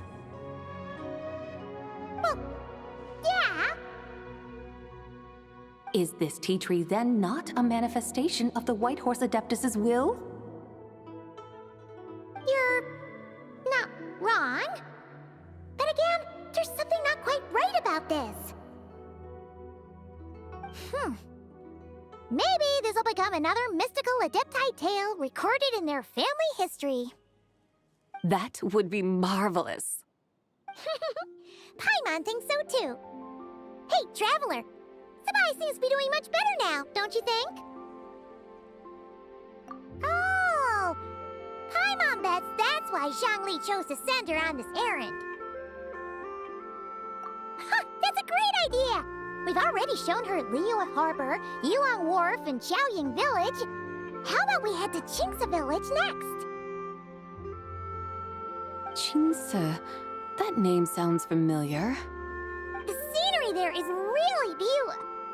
Pretty, too. It's the perfect sightseeing spot. How about we show you around? I must say, I have been mightily impressed by the mountains and waters of Liyue. Please lead the way, my dutiful guides. All right, let's go!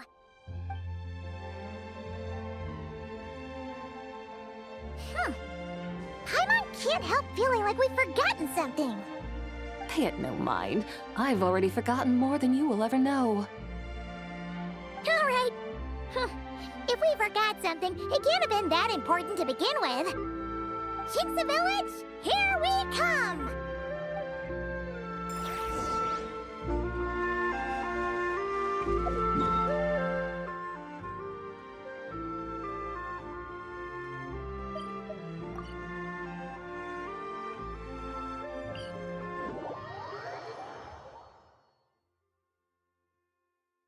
When stuck on a deserted island, rain is a precious source of drinking water. There's no need for it now, though.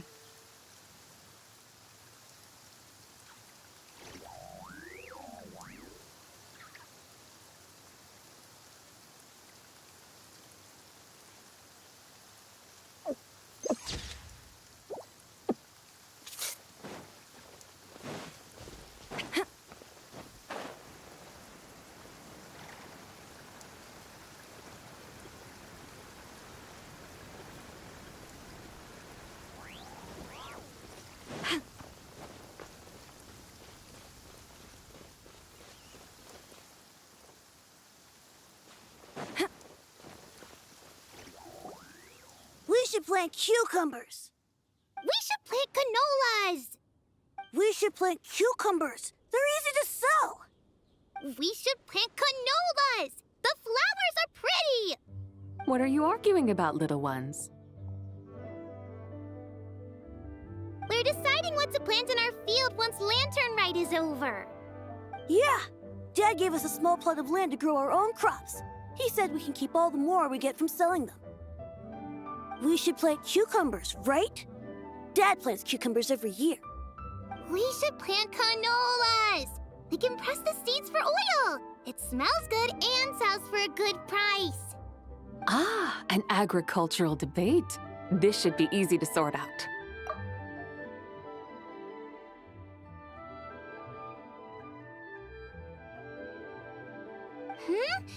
Granny, are you a farmer? Could you tell us what to do? Granny? What did you just call me, you rapscallion? Oh no, her eyes are gonna turn red again. It's just, my granny smells really nice, and you smell nice too, so... Sorry. How about we call you Auntie instead? Auntie? Oh, all right. Big Sis Sabai, can you help us decide whether we should grow cucumbers or canolas in our field? You little rascals! Using priceless land like this just for cucumbers and canolas? What a waste of heaven's gifts! Huh? What should we plant instead? With the coming of spring, when all things awaken, the fields should be sown with the 5 grains. What are those? The 5 grains are life's staples, the heart of the people's table. I notice the people here mostly eat rice, so that is where you should begin.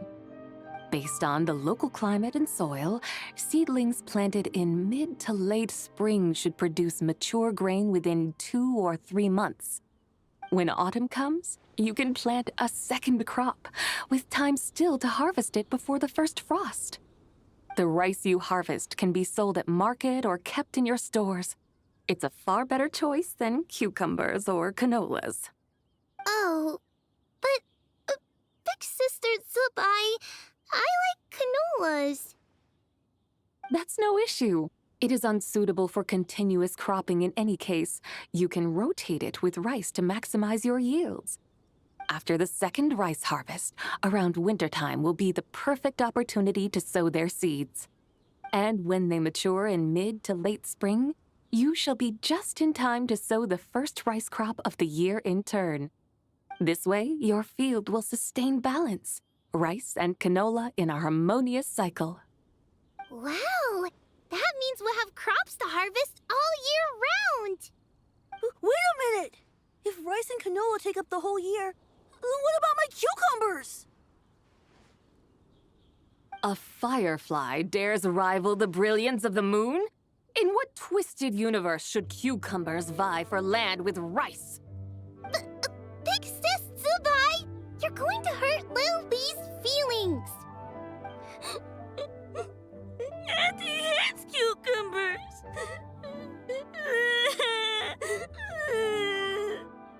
Stop crying this instant! I meant that cucumbers are simple enough to grow. There's no need to devote a whole field to them. Just find an empty corner of your yard, scatter some cucumber seeds in the earth, and before you know it, you'll have a thriving patch of vines. Cucumbers delight in sunlight and moisture, but they suffer in cold weather. If you wish to plant them this early in the year, you should make sure they're protected from frost. Wow. Is it really that simple? Let's hurry home and get started right away!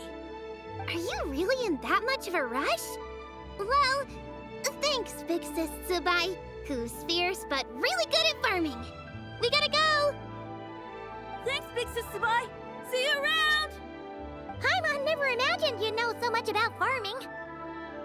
What's so strange about that?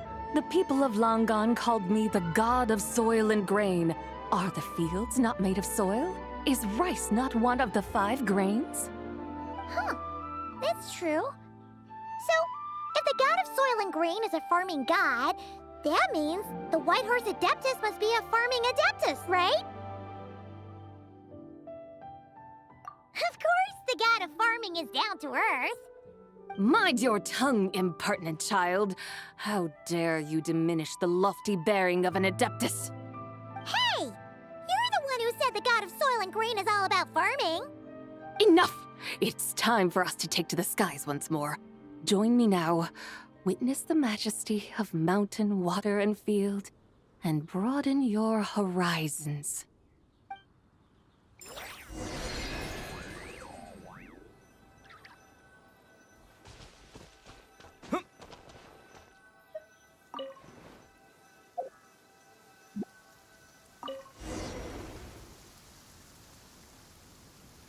Wow! The terraces look so pretty from up here. The mountains tower like pagodas, the hills coiling at their feet like shells. Layers built upon layers, rising and falling in harmony. A truly unique and mesmerizing sight. Thinking about it, you have a special connection to this place, you know. A special connection? Yeah! There's a local legend about a white horse leaping from a pure spring to follow Rex Lapis into battle. Don't you remember? You must have been living in seclusion around here. That does sound somewhat familiar. Oh, and if we keep going up this way, we'll reach a super-duper spooky spot. You might have a connection to that place, too. There's an ancient array that seals away the remains of a fallen god. A god's remains? Yeah! The people of Liyue turned that story into an opera called The Sanctification of Tao Do. Does that ring any bells? Tao Do. Huh. The 7 and 8 gates array. That's right, that's right! You do remember! Buna, the god of the underworld, who could pacify the forces of life and death. Huh? So, Tao Do had another name? Let's go take a look.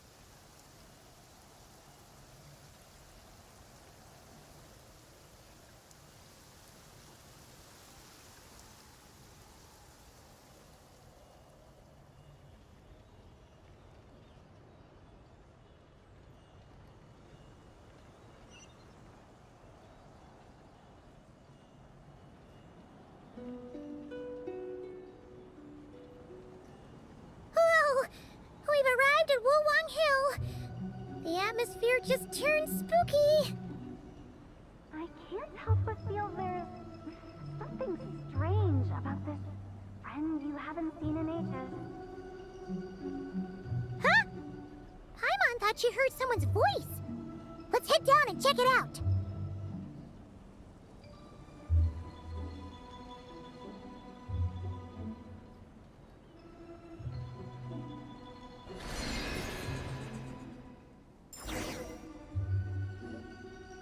I can't help but feel there's something strange about this friend you haven't seen in ages. Strange? Whatever do you mean? Her strangeness defies description. This Miss Zabai is a full-blown enigma, don't you think? I'm afraid I have no idea what you're talking about. Aren't you worried about sending her all the way to Yilong Wharf on her own to buy tea? What if she gets lost? Where there are people, there are paths. Now I'm the one with no clue what you're saying. She can ask for directions. And then what? She will meet strangers in unfamiliar lands, build friendships, part ways. Hers will be a long journey indeed. The further the journey, the more footprints one leaves behind. The deeper those footprints, the harder it is for time to erase them. Ah, so you want her to make new friends? I see. But from what you say, it sounds as though she's not from Liyue. I believe she was not, but perhaps she will be. You're sounding stranger by the second. Huh. Oh, over there. Oh, look who's here. Hu Tao! Zhongli! What are you doing here? Traveler, Paimon, fancy meeting in a place like this. Oh my, and Miss Zabai too. Sounds like fate to me. We were taking Zabai to buy some tea from Yilong Wharf. Zhongli sent her there, though she didn't even know the way, and... Oh, drat! We forgot the tea! Oh, Paimon knew we were forgetting something! What's done is done. There's no need to dwell on it. Fresh tea grows with each passing year. Let fate deliver it as it wills. Exactly. You can get tea wherever you go. You're hardly running low now, are you? Paimon feels a lot better now that you've said that. Still, I'm a little confused. If you were buying tea, how did you end up all the way out here? We're taking Spy on a sightseeing tour. We started at Liyue Harbor, stopped in at Yilong Wharf, went sightseeing around Xiaoying Village, made our way to Qingce Village, and now we're here! Wow, that is quite the itinerary. Yeah, actually, Paimon thinks it's about time we headed back. I'm here to pay my respects to my ancestors. My dear consultant kindly agreed to join me. It is Lantern Rite, after all. Adepti and ancestors should be venerated alike. Ancestors? Wait, could you be? Are you heir to the Wulwang Kid? Or perhaps the lone butterfly of the Crimson Flame? Whoa! Have you got all your memories back? Huh? Miss Zabai, you know about the Wangsheng funeral parlor and the 8 adepts? I happened to hear a storyteller expound on the sanctification of Taodo. Lots of people know that story, sure, but very few can discern my family lineage from just a glance. Well, Zhongli, your friend here really is quite something. Unfortunately, there's no time to dally right now. We have a hill to climb. Perhaps once today is done, we can find time to chat over tea, recite poetry, and admire the moon? That would be wonderful, Director Hu. Oh, and before we go, you've been traipsing around all day. I suggest you stop off at the Wangshu Inn on your way back for a good night's rest. Wouldn't do to exhaust yourselves, hmm? Don't mention it. All right, we'll take our leave now. See you later. Hotel's so thoughtful. Why don't we follow her advice and stay at the Wangshu Inn tonight? Zabai, you can see the whole of Dihua Marsh from up there. The view's amazing. Plus, you can sample Smiley Yin-Xiao's cooking. Wangshu. An intriguing name. It couldn't hurt to check it out. Awesome! Let's go!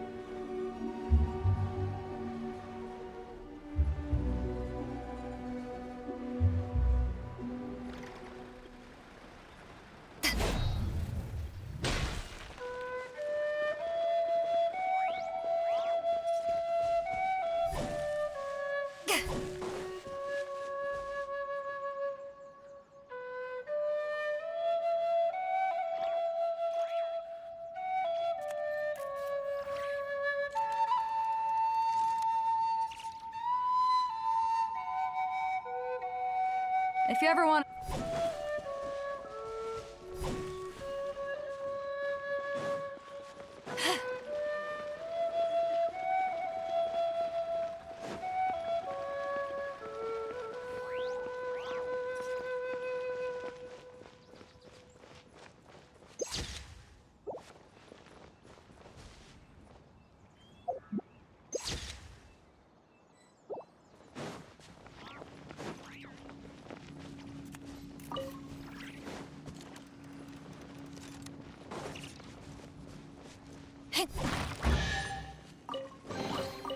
The more the merrier. The first round's on me!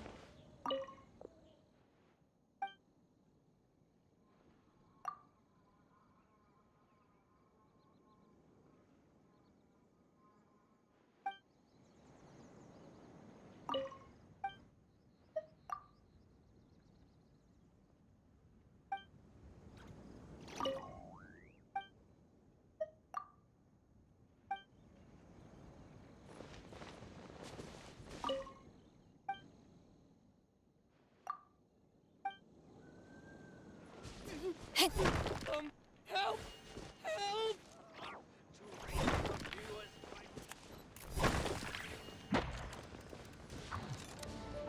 Wayne.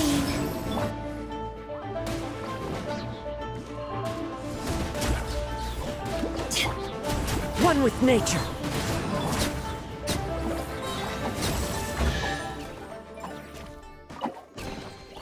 Nice. I'm starting to lose count.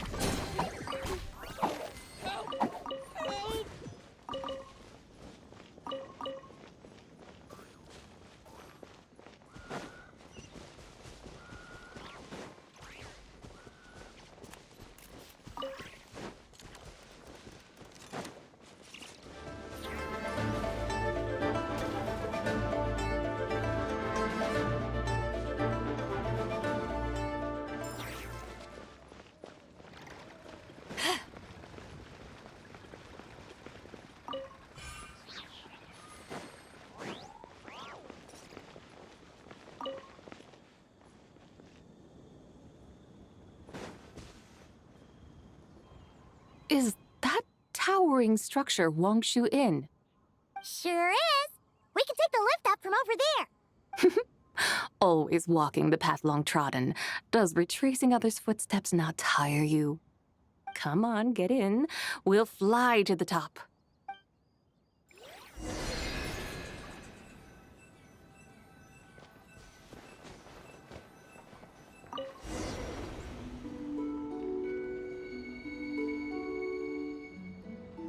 Are we really going to fly up to Wangshu Inn? Isn't that a bit showy? All the guests are going to see us. Is that a bad thing? To be able to witness an Adeptus. This will surely add to the inn's appeal, not to mention the room prices. The owner will thank us. You seem to really like showing off your powers. This inn's architecture is incredible, and the surrounding countryside radiates a picturesque charm. No wonder the new proprietor of the Baiju guest house thinks he can't compete and has decided to change his own establishment's name. The new proprietor? Ah, you mean Lu Shengsheng's dad. So you know about that, too. Personally, Paimon thinks it should go with something like Rex's Rest. That's a contender's name if Paimon's ever heard one. A fitting name indeed. So you think the guest house should change its name, too? Paimon kind of thought you'd say something like, such sacrosanct traditions must never change. Time flows ever onward. Why should the rules of yesterday be carried forward into the world of tomorrow? The people of today should determine what is to be kept. Huh. You're not as old-fashioned and stuffy as Paimon thought. The years ebb and flow, seas recede to reveal fields. In the vastness of time, I am but a wild horse in a boundless sea of dust. Even Rex Lapis, having waded through the waters of the river of time, is not quite the same as before. Zhongli? What was he like before? That is another story for another time.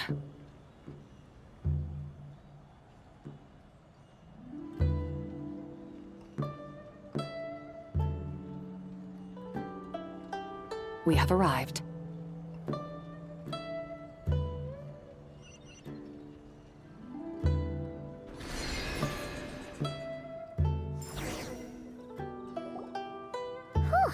This is the first time Paimon's ever flown up to Wangshu Inn on a chariot. Everything's so different when you're up high. Wangshu. Like moon lanterns and shell lanterns. Might it all be a coincidence? What's a coincidence? Do you not know what Wangshu means? Wangshu can refer to the moon, but its original meaning is actually the goddess who rides the bright moon's chariot. And you must be the conqueror of demons. Chow! Paimon was wondering if we'd disturbed you by flying down from the sky. Not at all. I sensed an unusual presence long before you arrived, though I didn't expect it to be you in a flying chariot. Ah, a witness at last. I was starting to think we should fly a bit lower. It would be awfully dull if no one ends up marveling at my lofty bearing. No need. This is already showy enough. I'm not one to do good from the shadows, as Rex Lapis is wont to do. Then you must be... Oh, nay, I'm only cosplaying as the White Horse Adeptus, in truth. Cosplaying? What's that?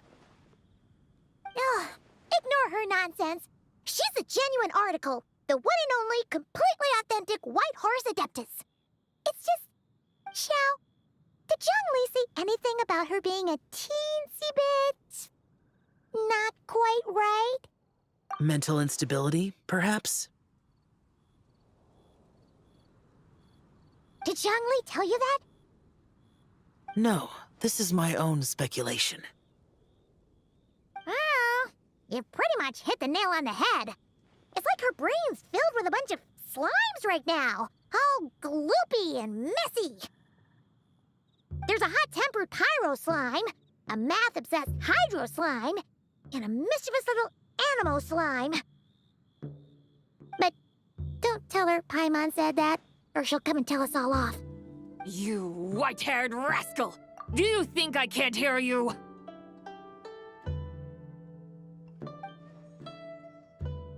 Uh-oh! We're in for it now! White Horse Adeptus. You must be weary from your journey. Why not take a rest? Oh, yes! You must be hungry, right, Sabai? How about we get some food? The chef here is incredible!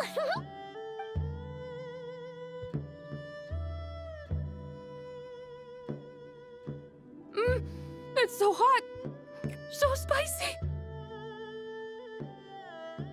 Are you okay? Do you want Paimon to get you some water?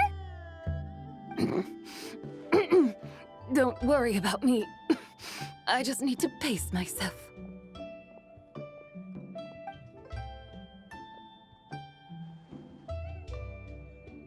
So, regarding your friend and her condition, does even the Lord of Geo have no solution? Zhangli said we should wait and she'll get better on her own. But who knows how long that's gonna take. Is that why her personalities change so easily? Paimon thinks that has something to do with her 3 deadly selves.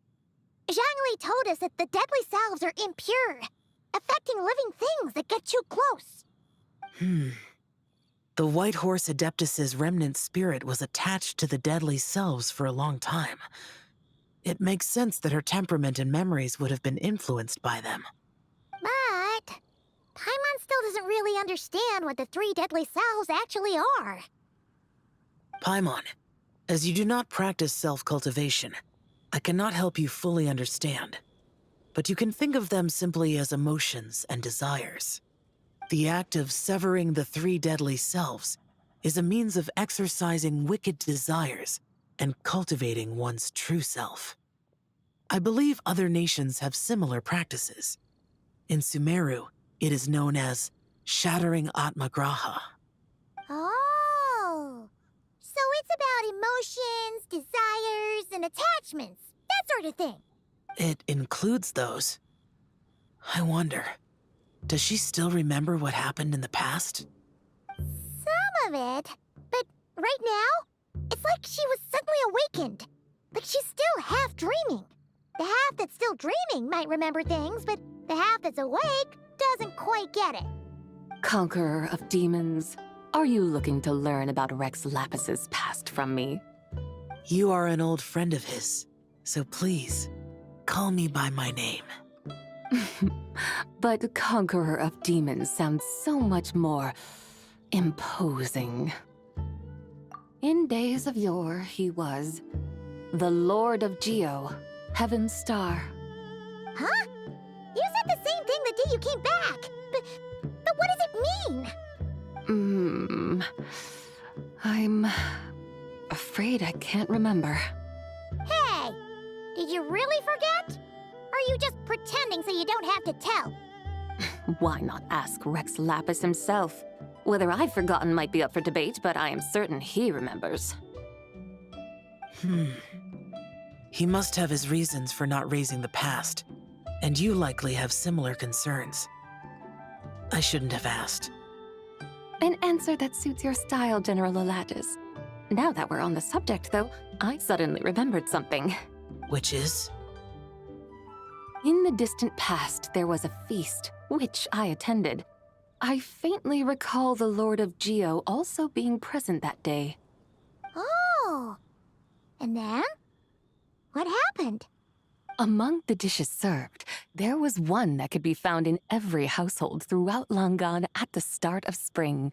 A dish called Flavor of Spring. I suddenly remembered the recipe for this dish. Is that it? Yes! Since it's Lantern Rite here in Liyue, why don't I make some for you to try? That sounds good. Wow! It might not have been the story Paimon was hoping for, but this looks delicious! The spring breeze stirs. Now is the perfect time to savor this dish. My dutiful guides have gone to great trouble to show me around Liyue. And even the Conqueror of Demons has graced us with his presence. I feel deeply honored. This Flavor of Spring is my way of expressing my gratitude. There's no need for such grand words. What's this? Hey! It's that broken jade token from the Antiques exhibition! Indeed. This was once an Adepto treasure of mine. I'm amazed it ended up in your hands. Alas, it serves little purpose now in its fractured state. Please, keep it as a memento. Oh, that's a shame. Can't we fix it? This is the way of the world. Once jade is broken, it can never be made whole. Then, what about forging a new one? That is a good point. That it has ended up in your hands must be a message from fate. I could try to craft it into a little trinket for you. One that might prove useful on your journey. Ooh, what sort of trinket? It's just a passing thought, one that will require the right opportunity. I'll think about it more when the time comes. Now that we've had our fill, we should get some rest. Tomorrow we return to Liyue Harbor, where I'll have need of your guidance once more.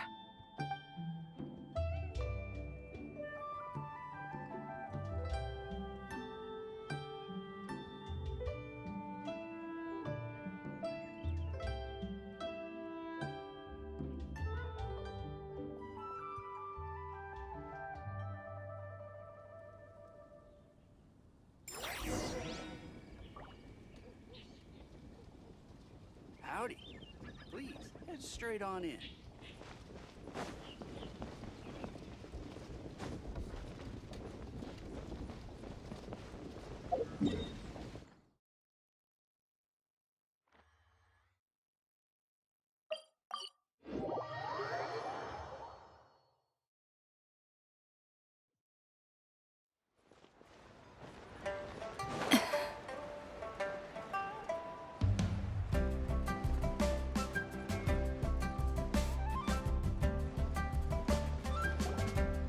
Chi-Chi, the lantern rite is almost over.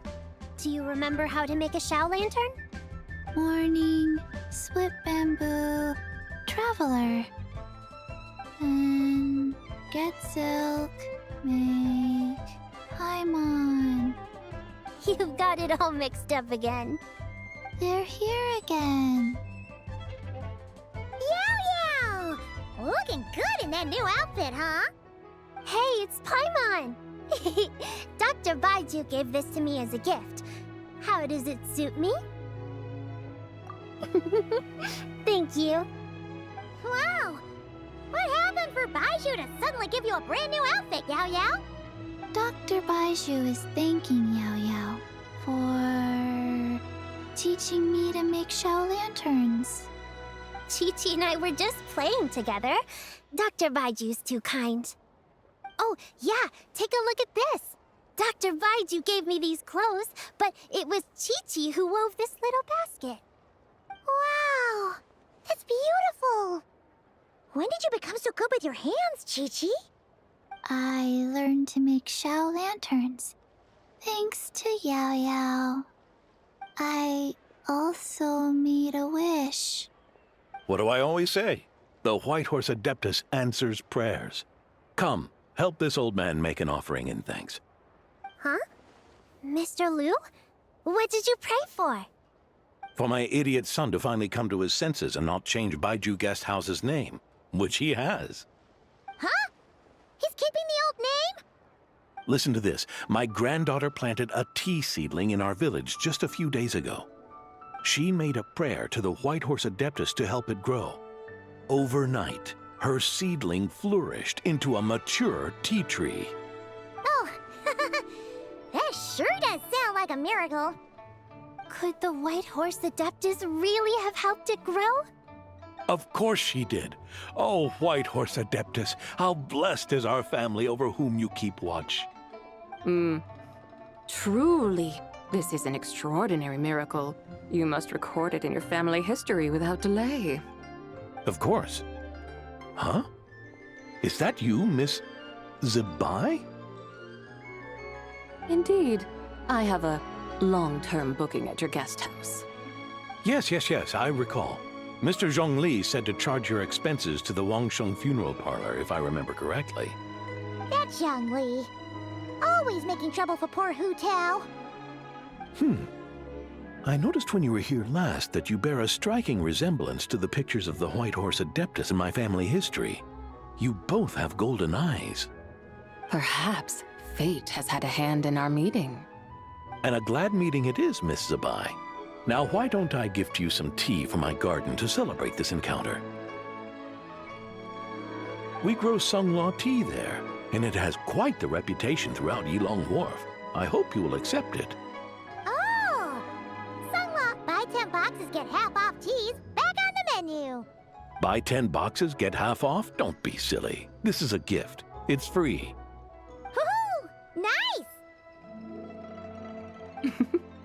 Thank you so much, Boss Liu. There's no need to thank me. You're a visitor from out of town, which makes you an honored guest. Make yourself at home. Lantern Rite may have ended, but the streets are still bustling with activity. Make sure to take everything in, meet some new friends, and enjoy your time here. And that goes for you kids as well. Happy Lantern Rite. Got it, Mr. Liu. Happy... Lantern Rite. Yeah! Happy Lantern Rite, everyone!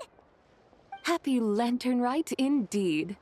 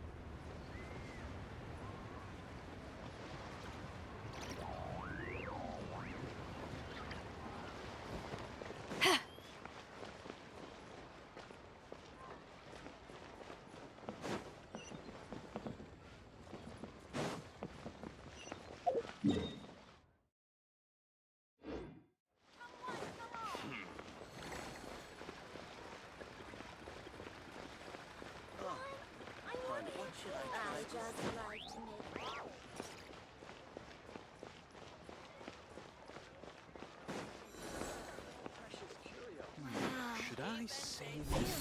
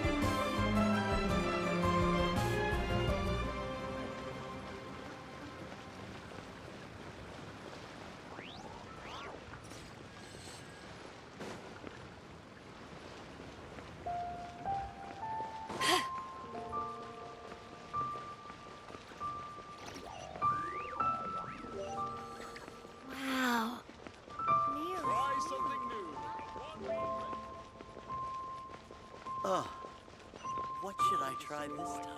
Satisfaction guaranteed.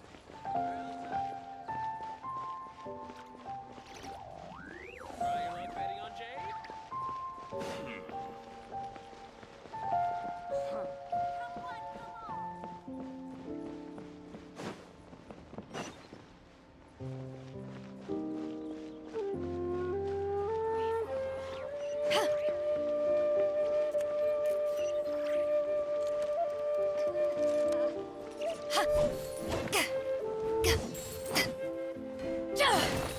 Senua Kiosk.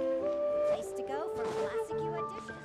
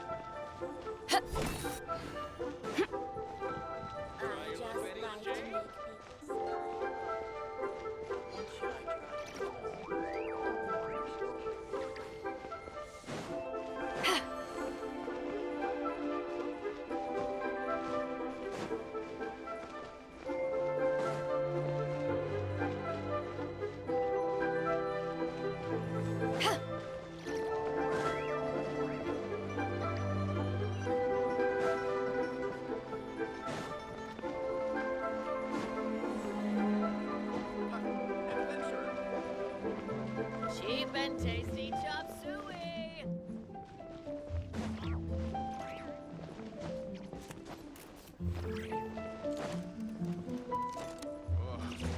Liyue people must have iron stomachs. They may have overeaten. Wow. Leo's really got a lot going for him. Try something new with the one being ready.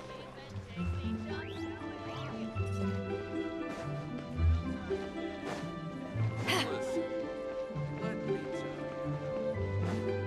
Welcome to Second Life. Satisfaction guaranteed.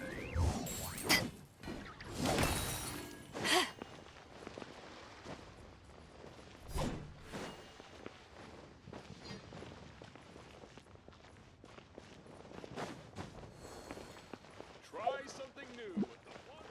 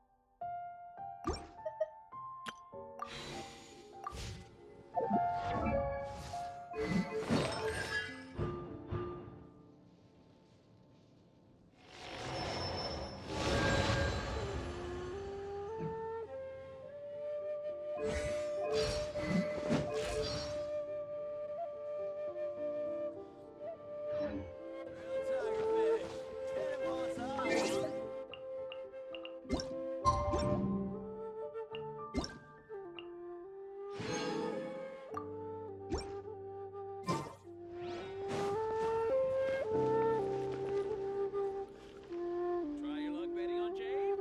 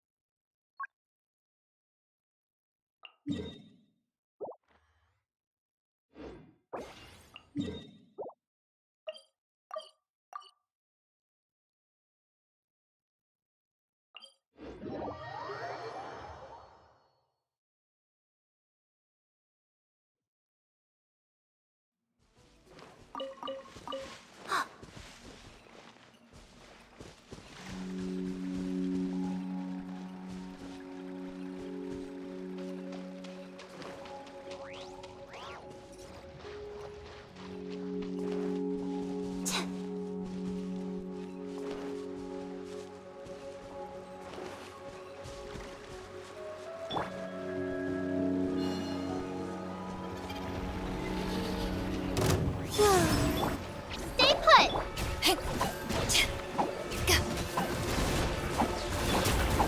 Windstrider! Fallen leaves, adorn mine!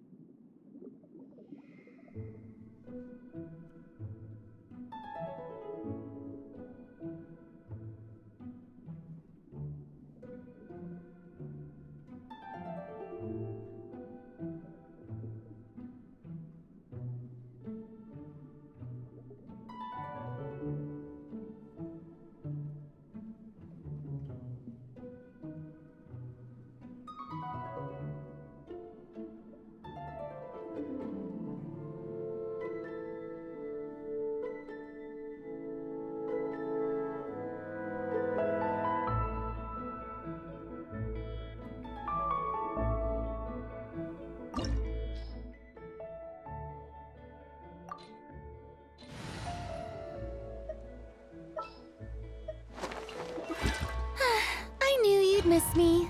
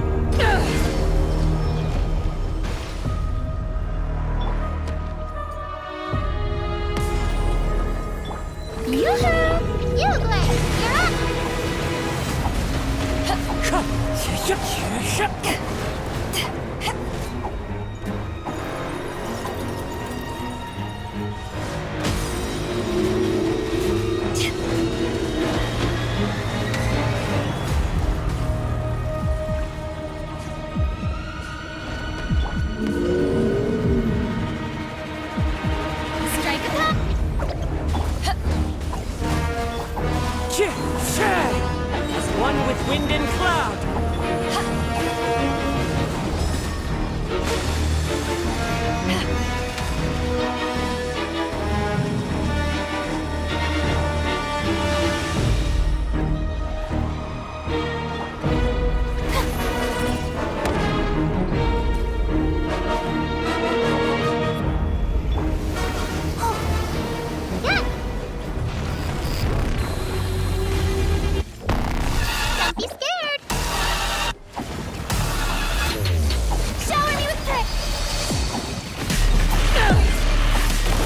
Strike!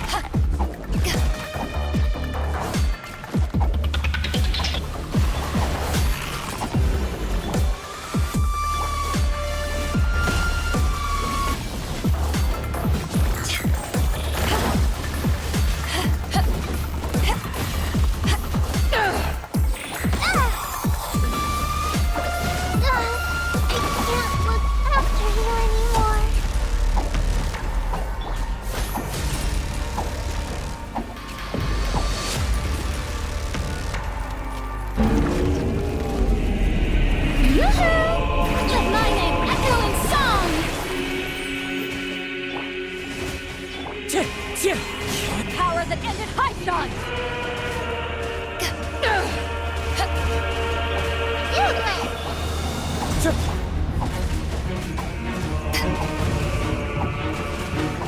Wind strike! Fallen leaves! Adorn my Strike a pump!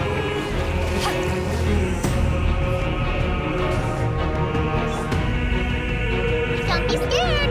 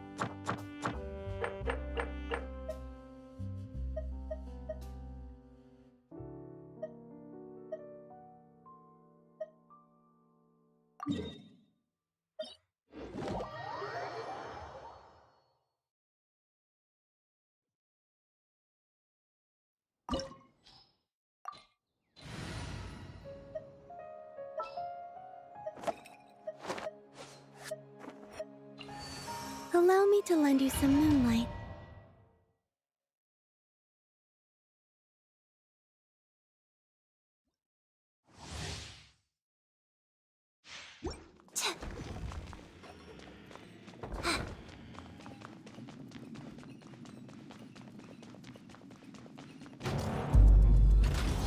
Let it be known that divinity is mine! Insignificant pest!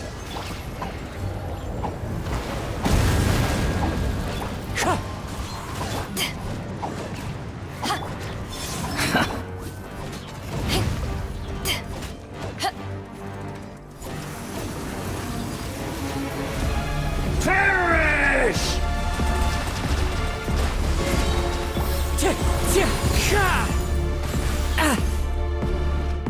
My endless cycle begins!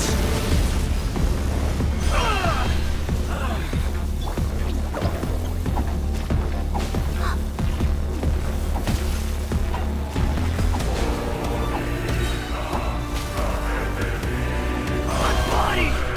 It's...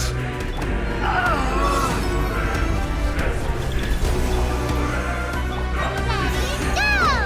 Stay put! Wind strike, clouds high. The bird's eyes on me! You cannot defy me, mortal! Surge. At my command, you shall fall!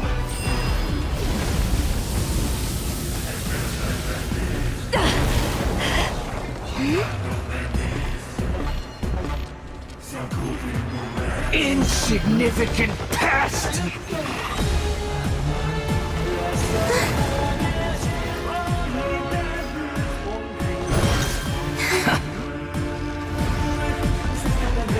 Don't be scared!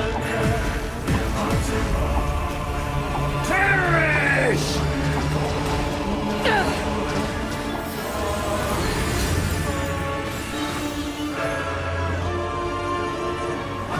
Sure!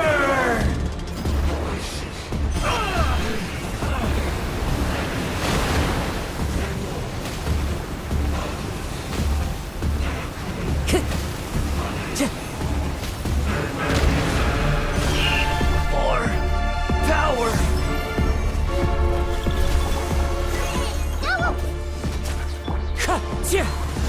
You Blade!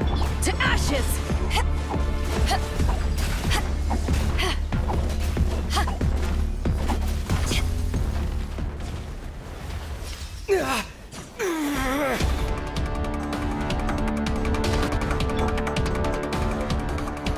I am the all-knowing God!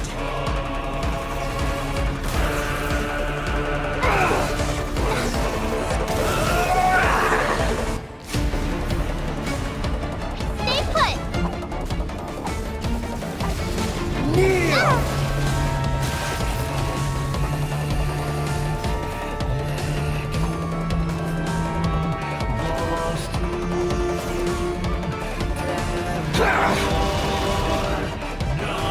You Blade!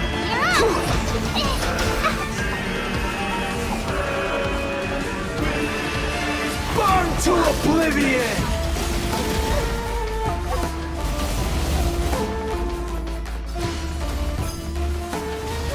Kneel! Don't be scared!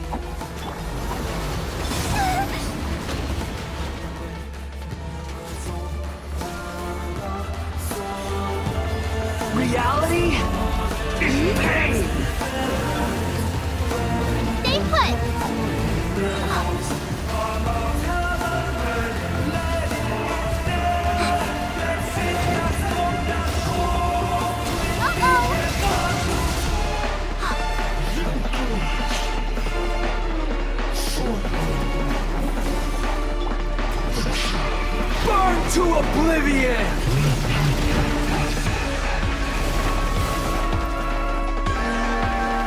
Good riddance, cruel world.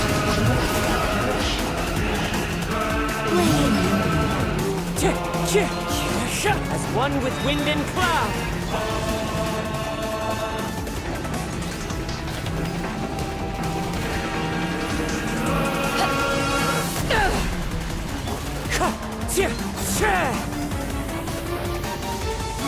You play!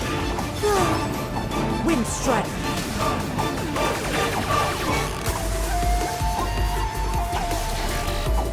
Not possible. Time to go.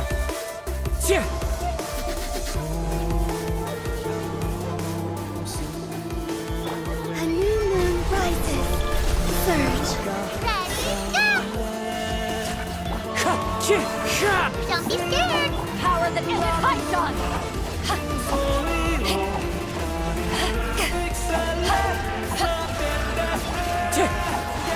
Clouds high. The birds.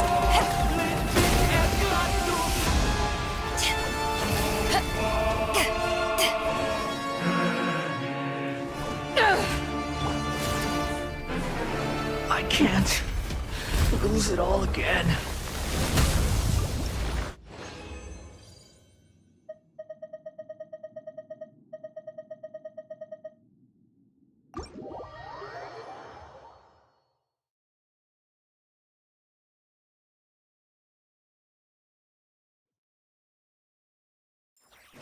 Time to go. Time to go. Time to go.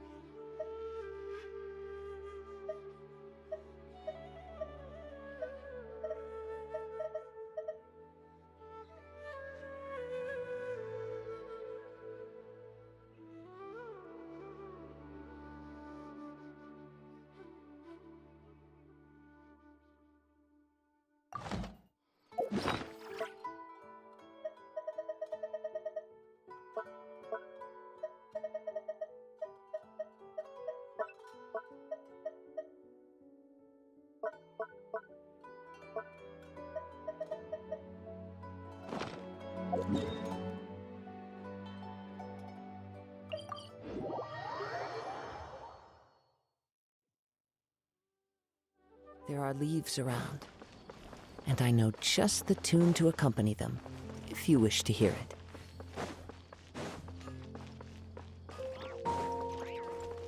Time to go.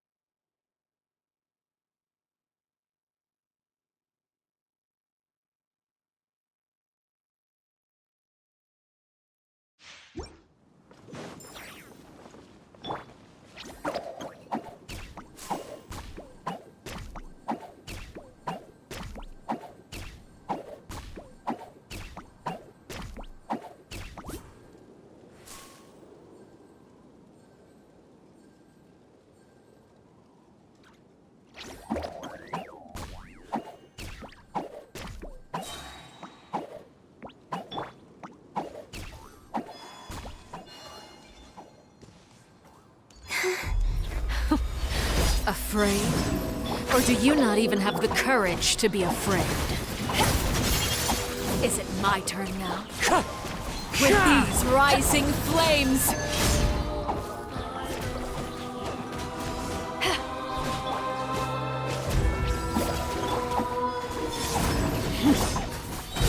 Is it my turn now? Wind Strider. As one with wind and cloud.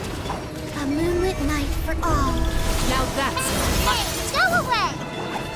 Is it my turn now? Stay put! To ashes!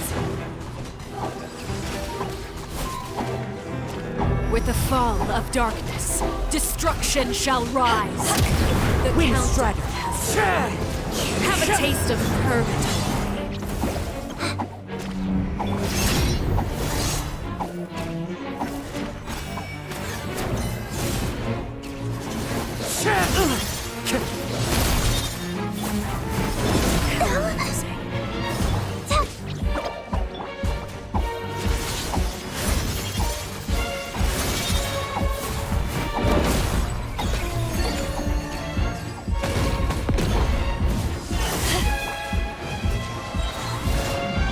Is it my turn now?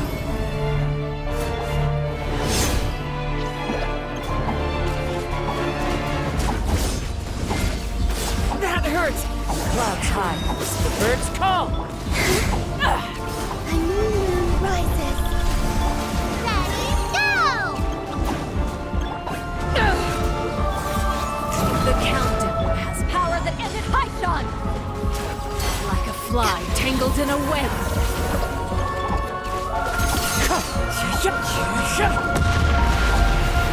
With these rising flames, Wayne. Don't be scared!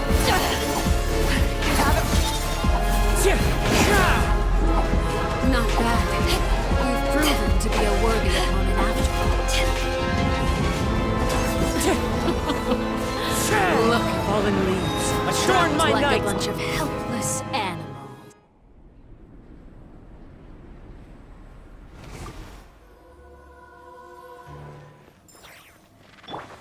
Stay put! Kindness has been seared away. My blade is all that remains.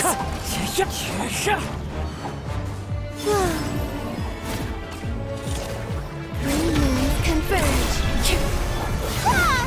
Hey, go away!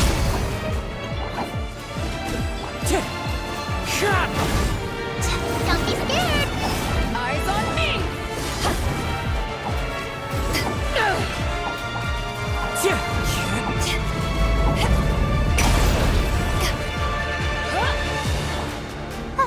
Your punishment made put. manifest.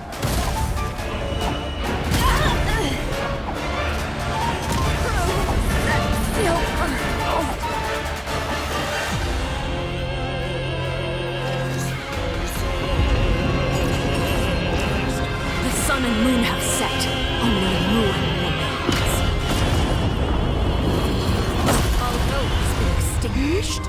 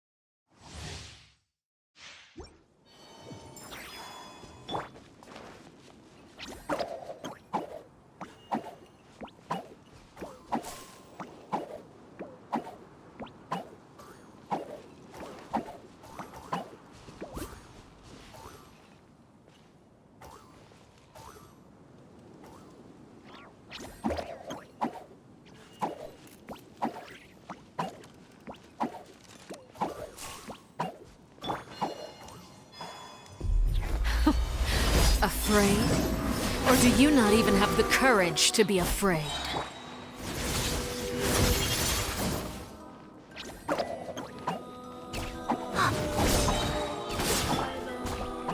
Is it my turn now?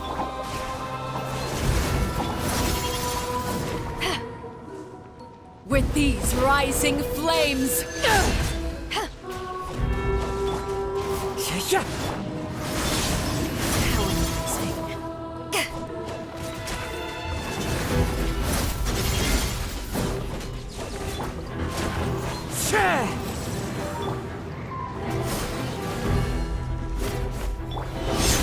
Now that's more like it. With these rising flames! How amusing. A moonlit night for all. Ready, go!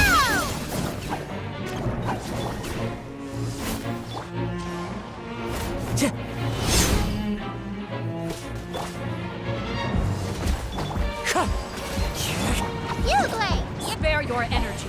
Running is of little to ashes!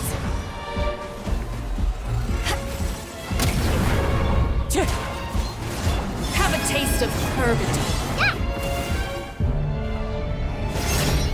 Don't be scared! Spare your energy. Running is of little use. Surge. How amusing.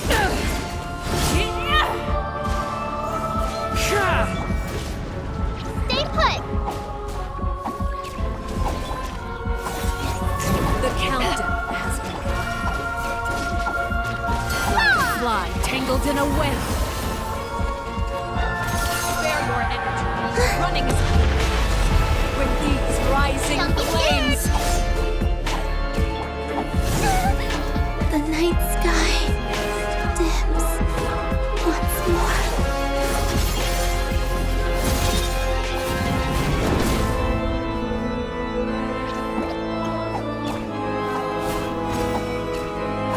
Closer now.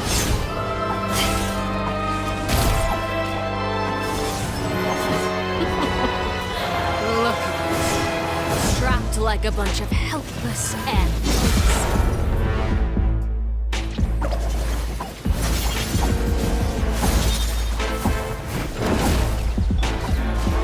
Is it my Fallen turn? leaves, adorn my night!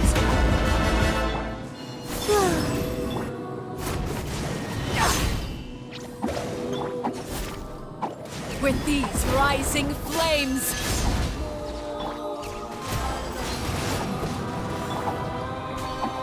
Have a taste of purgatory. This isn't good.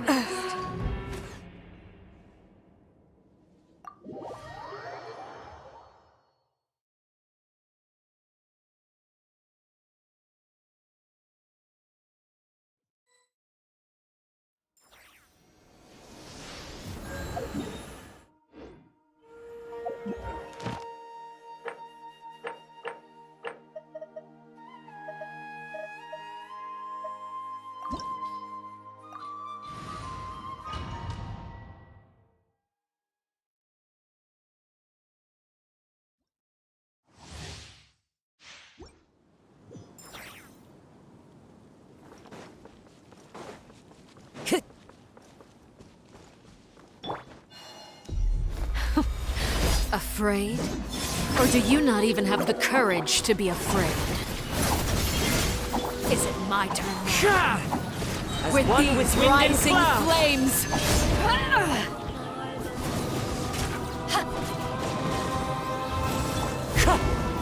it my turn now?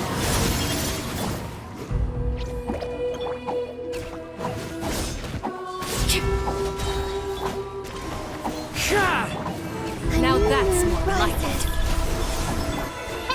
Closer now. Power that ended Haishan! With these rising flames!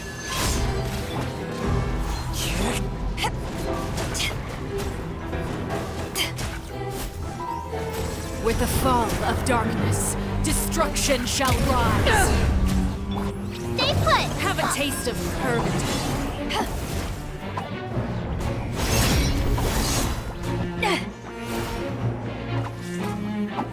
Spare your energy. Running is of little use.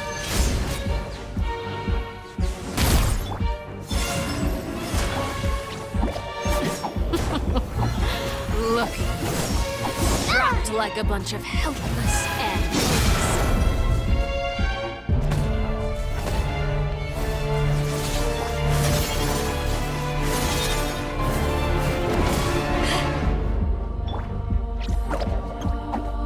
With these rising flames.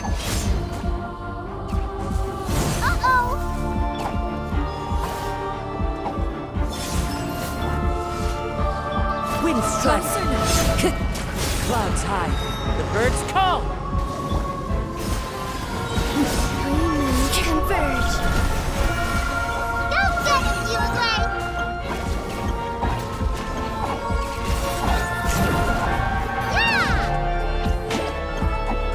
Like a fly tangled in a web.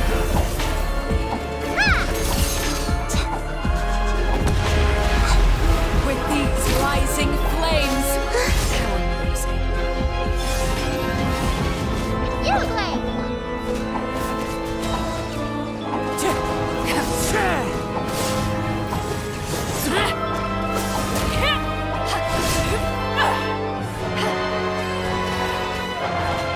Not bad. You've proven to be a worthy opponent after.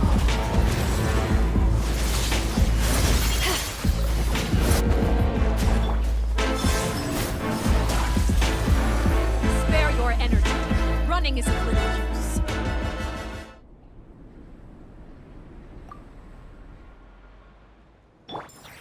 Stay put!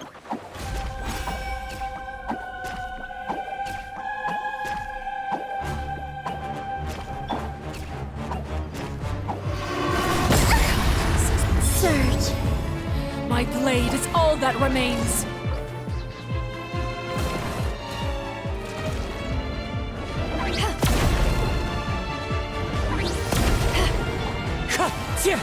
As one with wind and cloud. A new moon rising. The price of leaving home.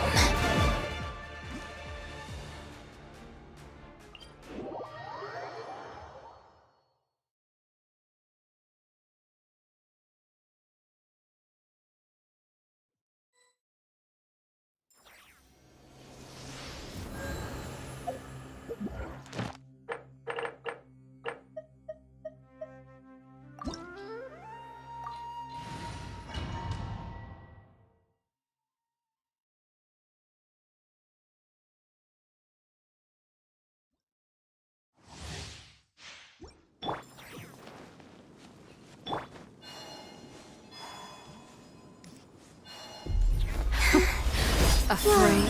Don't be Or do you scared. not even have the courage to be afraid? Is it my turn now? With these rising flames! Wind strider.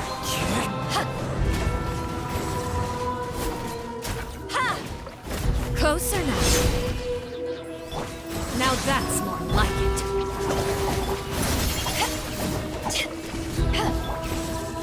With these rising flames! Clouds high. The birds. Three moons converge. Ready, go! With the fall of darkness, destruction shall rise. Wind strider. Have a taste of courage. Eyes on me!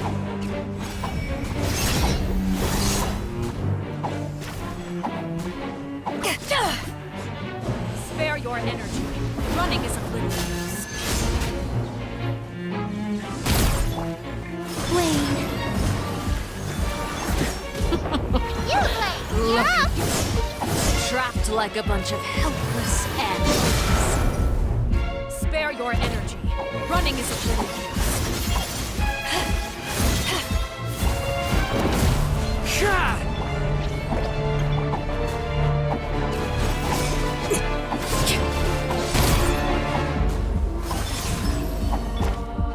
Is it my turn now?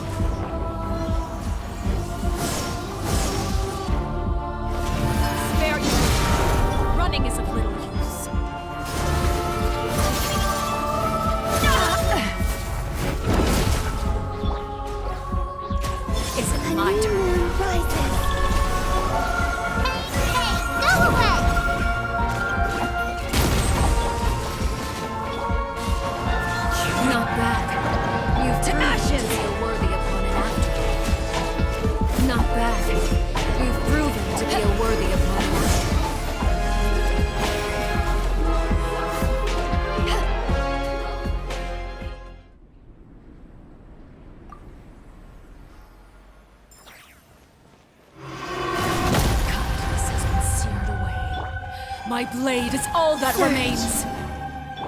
Stay put! Fallen leaves, adorn my night!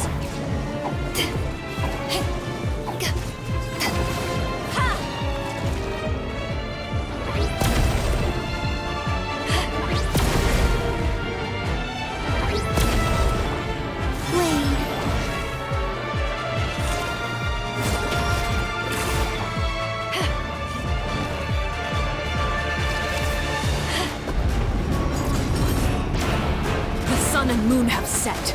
Only ruin remains. Moons converge.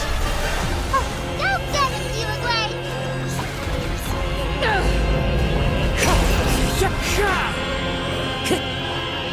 Your punishment made manifest.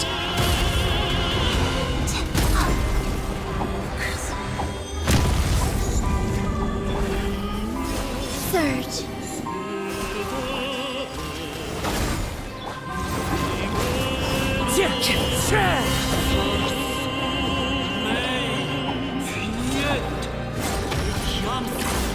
Exorcist!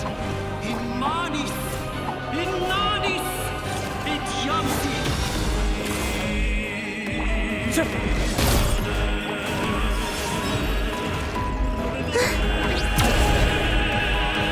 A new moon rises. Let's go! Wind strike! Clouds high. The birds come! Stay put! Eyes on me!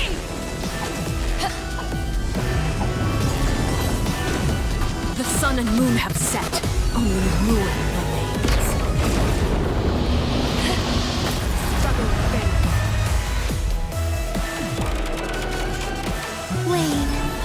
Uruguay! Let's see how strong this truly is. Who's next?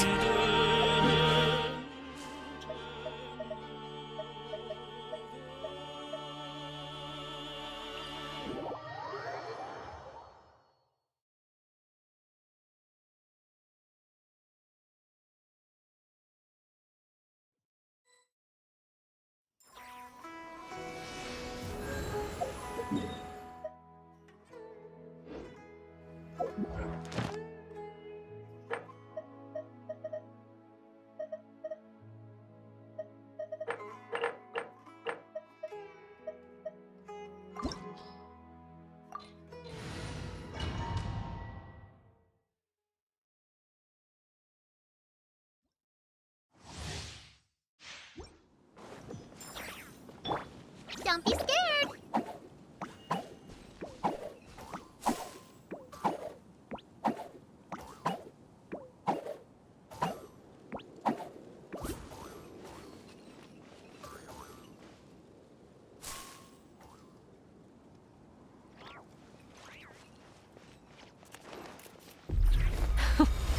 Afraid? Or do you not even have the courage to be afraid? Is it my turn now? With these rising flames!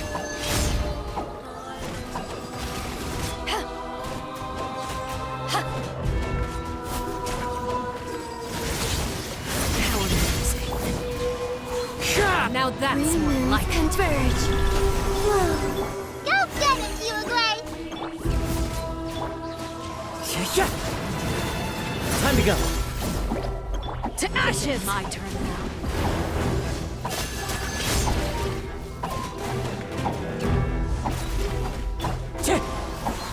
Fallen leaves, adorn my... Spare your energy. Running is of little use. The countdown has begun. Have a taste of purity.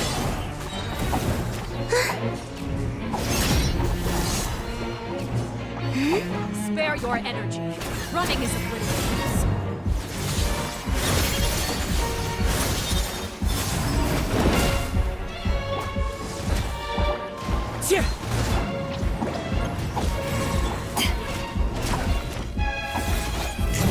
The countdown has begun. Fly, tangled in a web. Midnight for all. Wayne.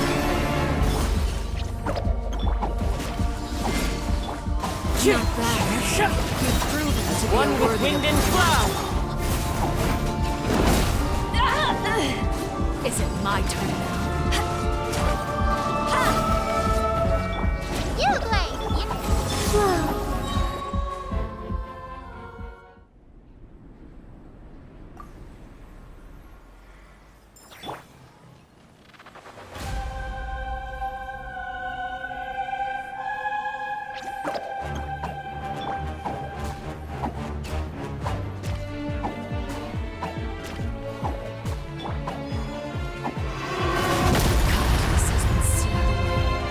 My blade is all that remains.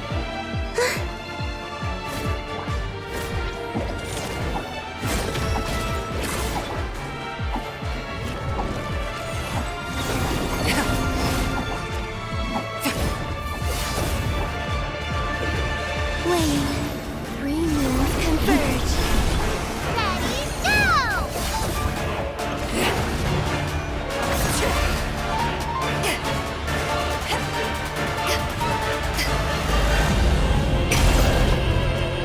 Let's see how strong your resolve truly is. Surge.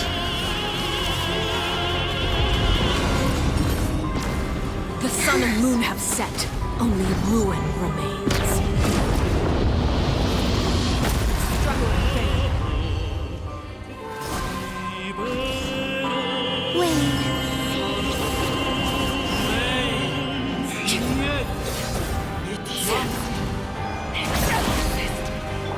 Don't be scared!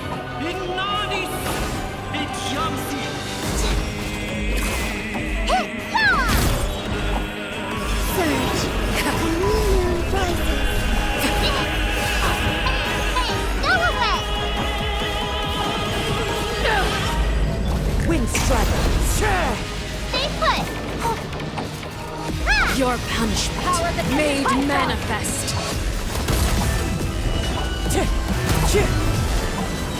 Fallen leaves, adorn my night! You, Blade! You're up!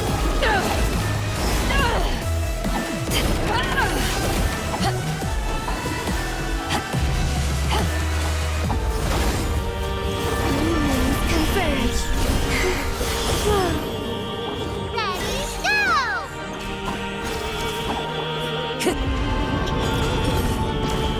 The sun and moon have set.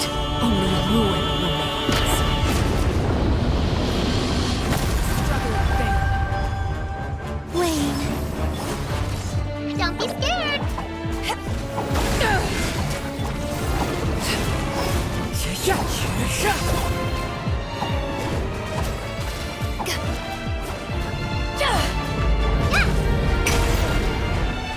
Let's see how strong your resolve truly is.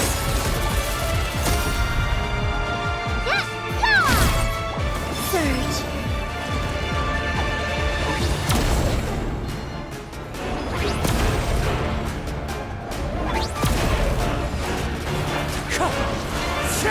A moonlit night for all.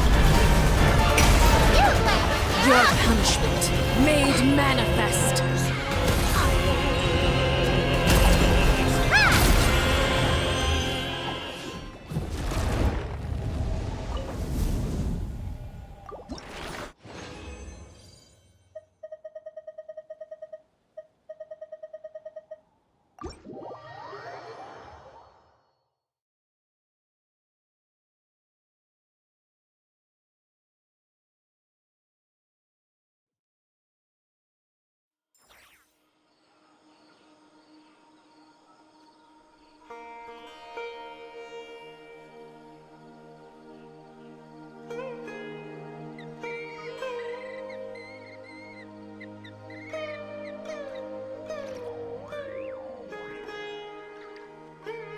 If you ever want to trade tactics, I'm always ready.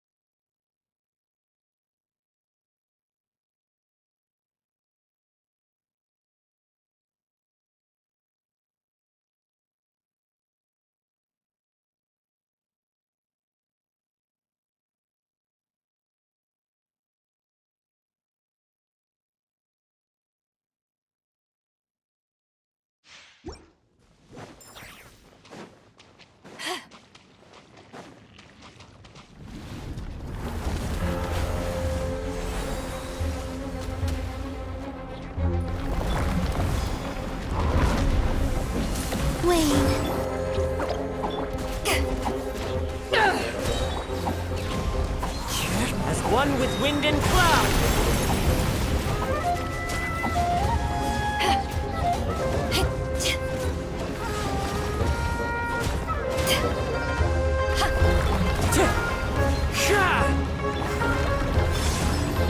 Stay put! Wind strike.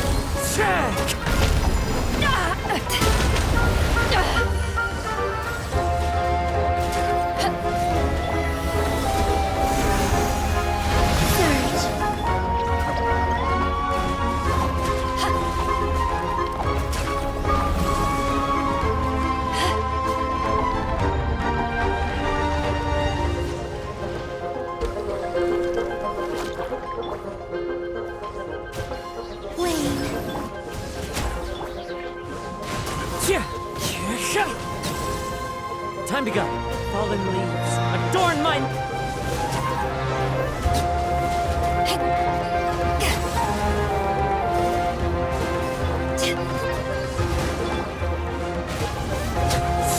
Don't be scared!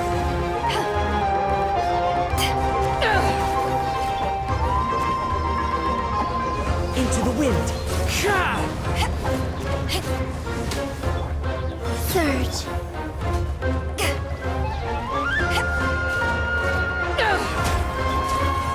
One with nature. One with wind and cloud.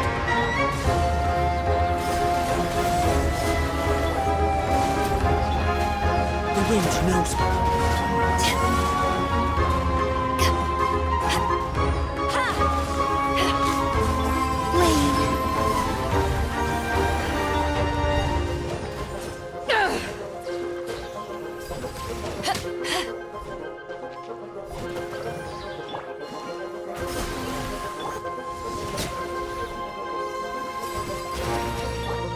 One with nature.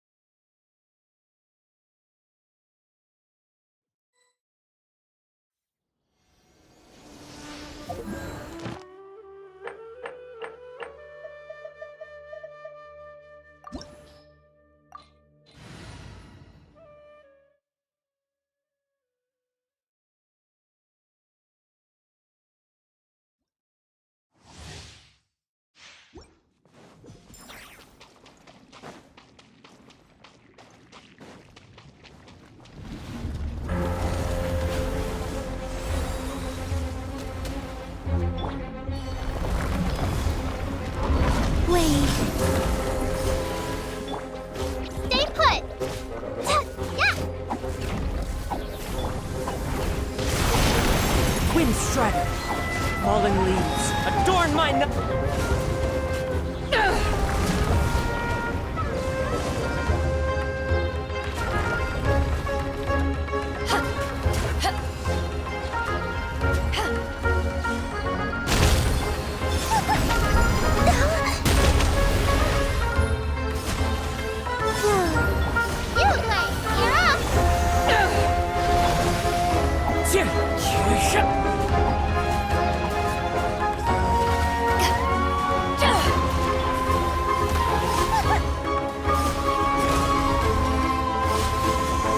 Surge. A moonlit night for all.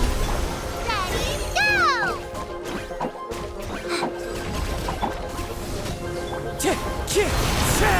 Stay put! To ashes!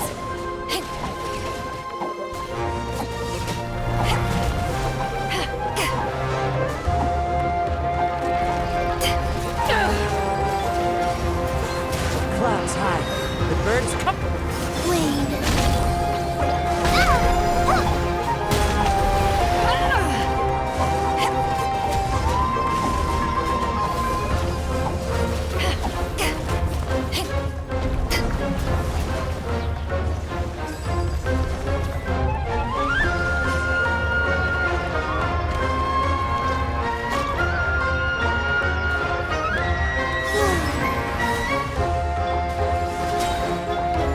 Into the wind.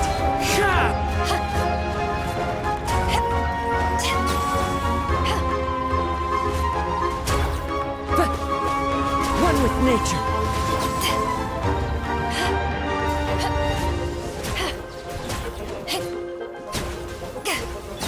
Wind strider. Surge.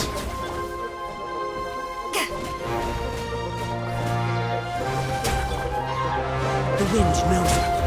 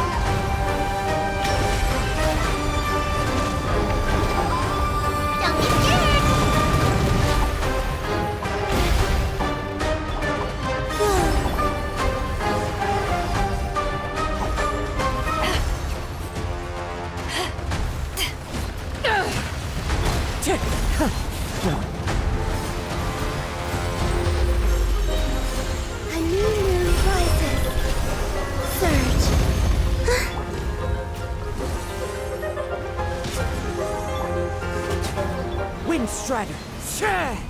Time to go.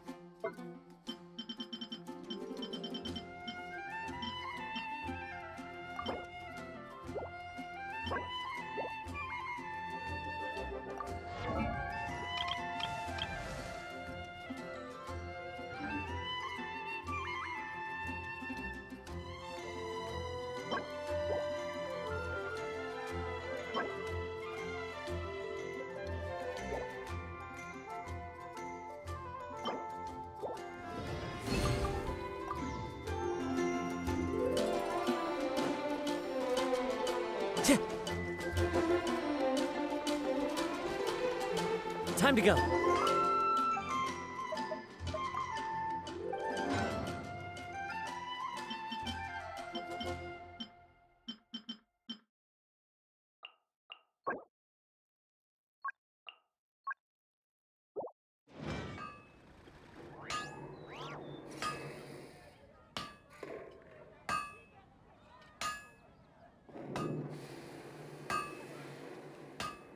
Hard work is all there is to the craft. My strength still fails me.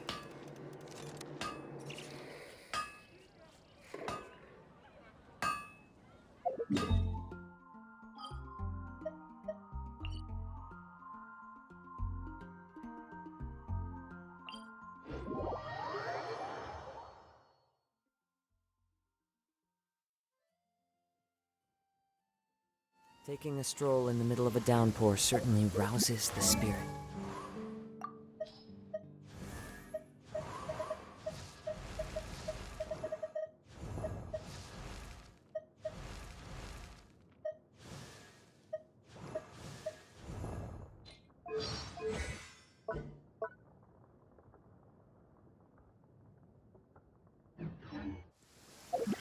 But it's best to dry your clothes as soon as possible.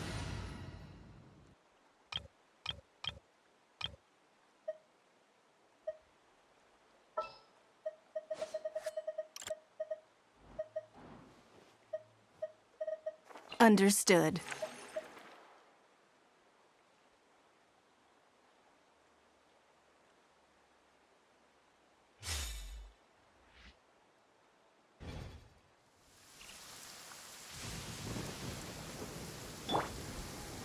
Let's go!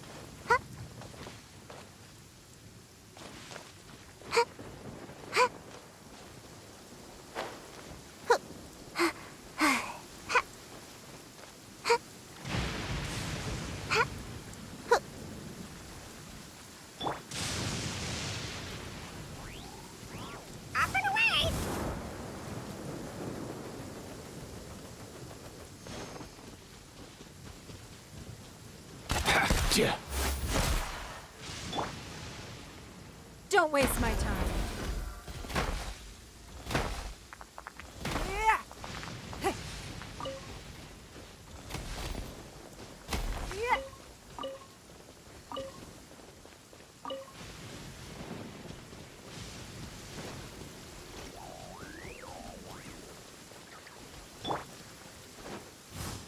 All time, bro!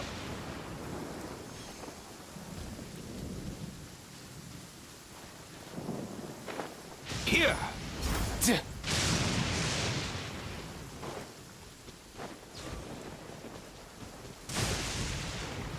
Mind the wind.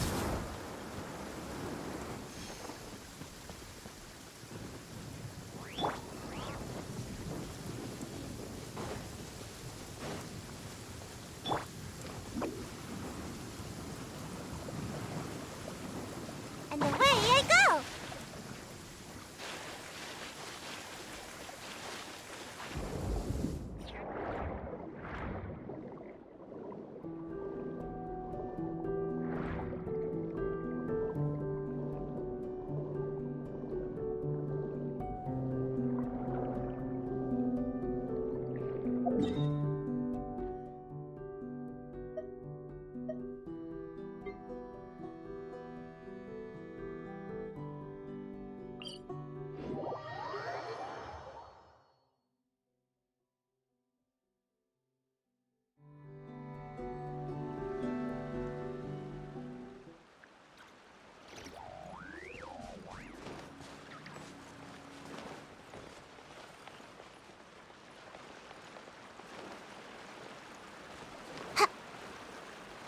Make my escape.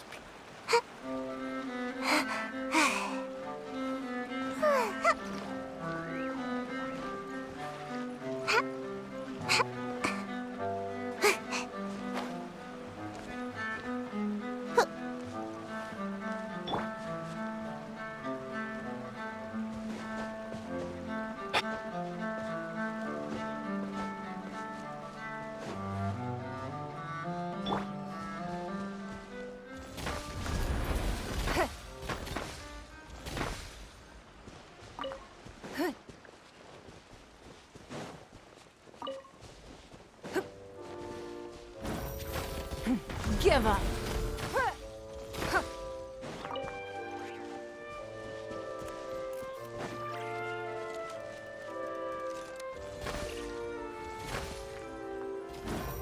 Don't waste my time.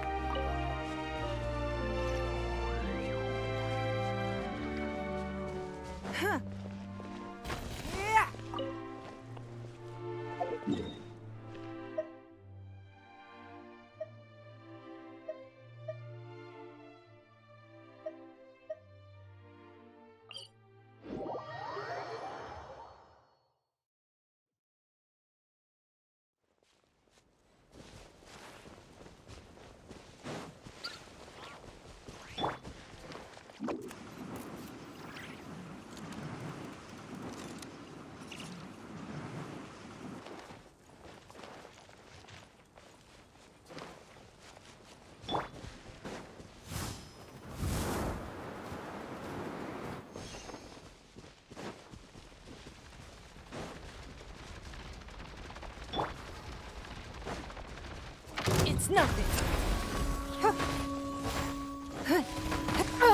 We are all but pawns.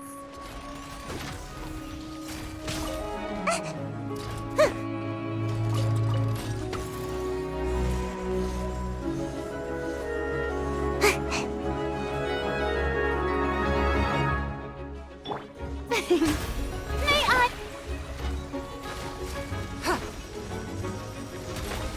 Give up.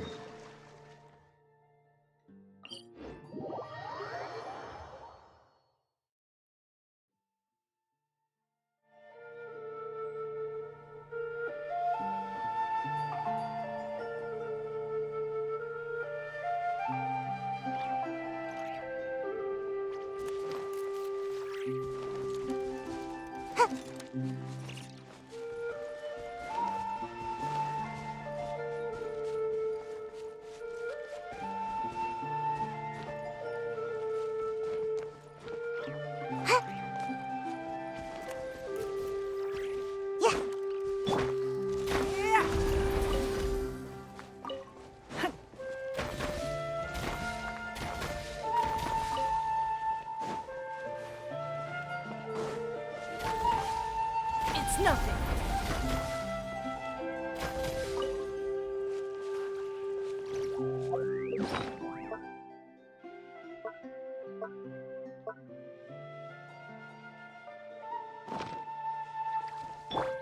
Up and away!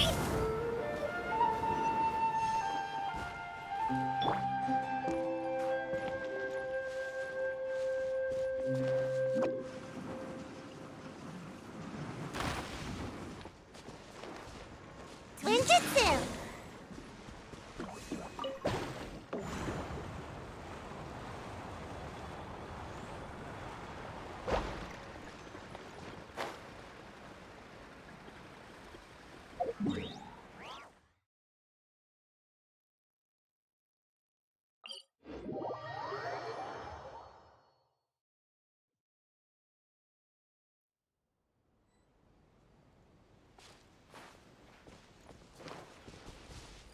Make my escape.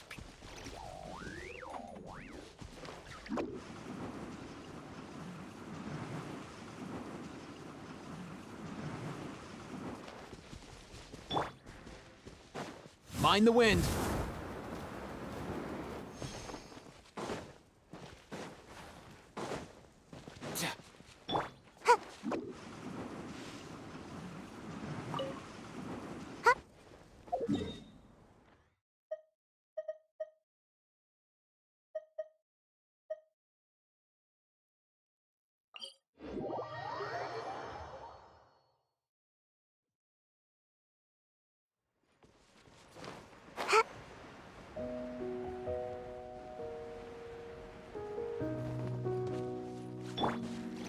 Up and away!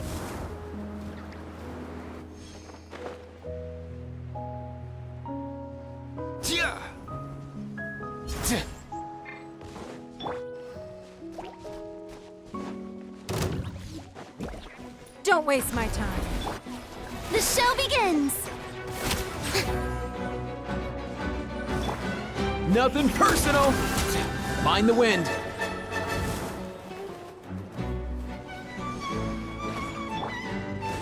Ha! Ta!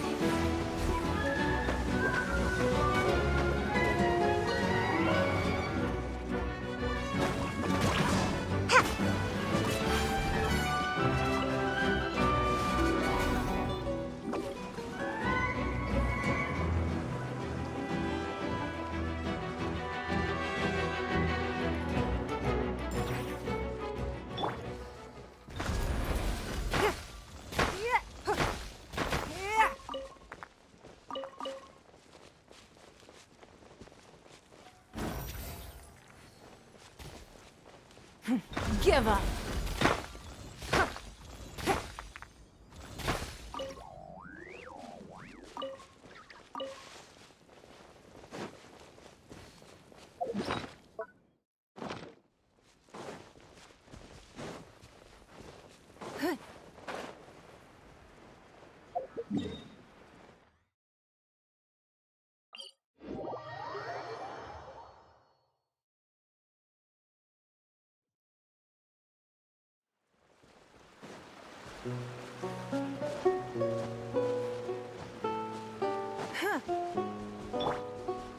Let's go.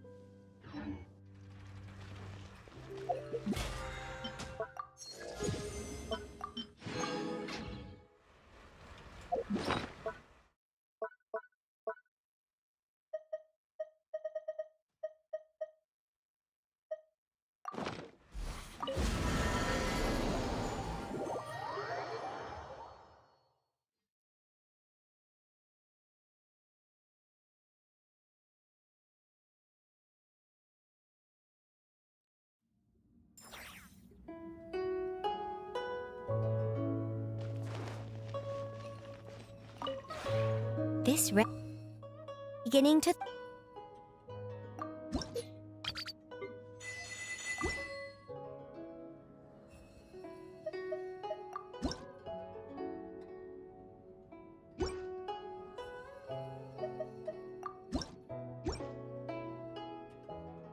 If you ever.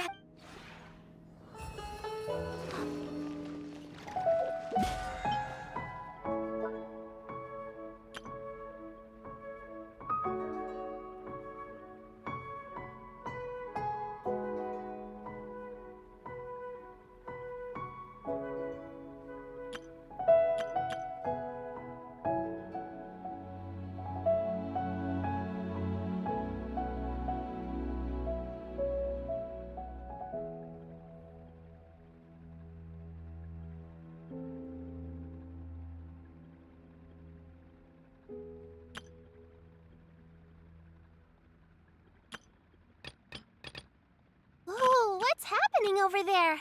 Can we take a sneaky peek? Huh? Can we?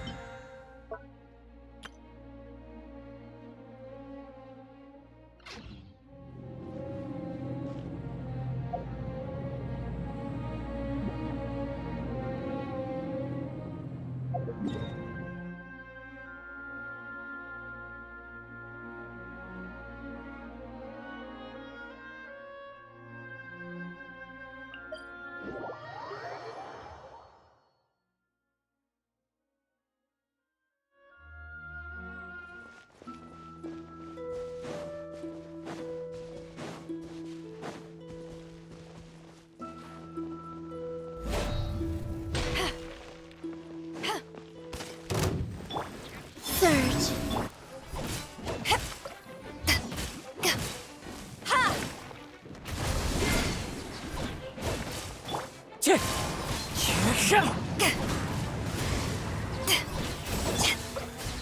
put!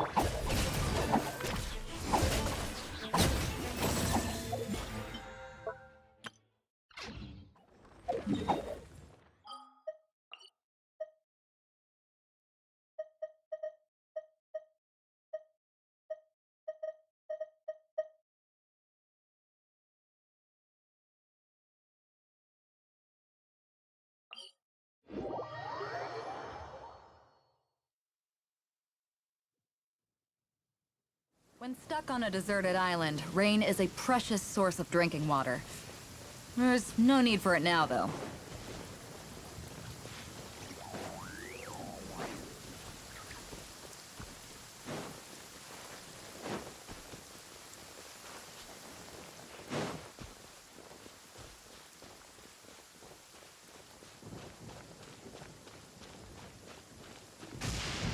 Hey, it's just a little lightning.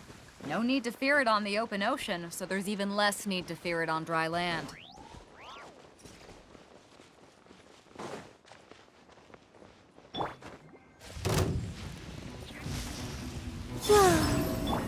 Uglay! Yep.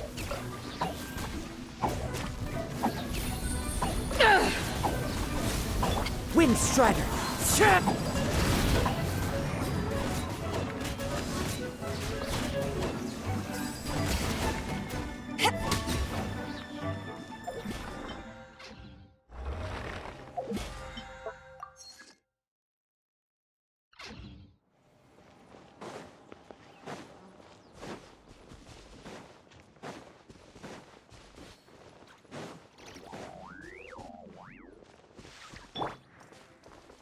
One with nature!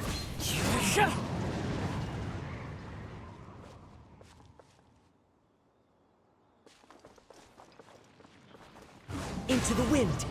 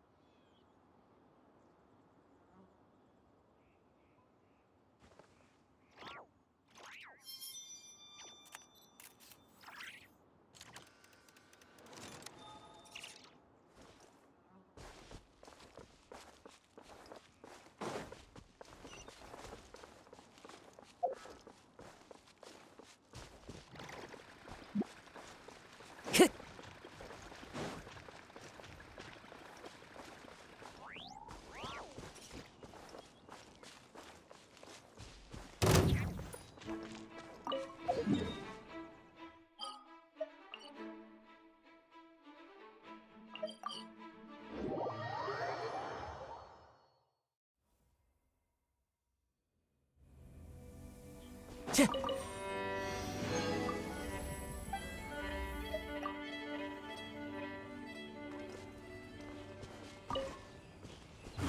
with nature.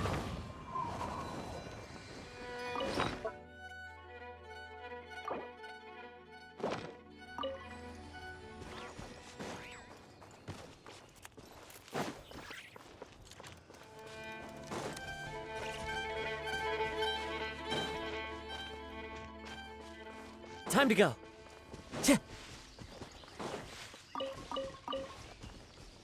Time to go.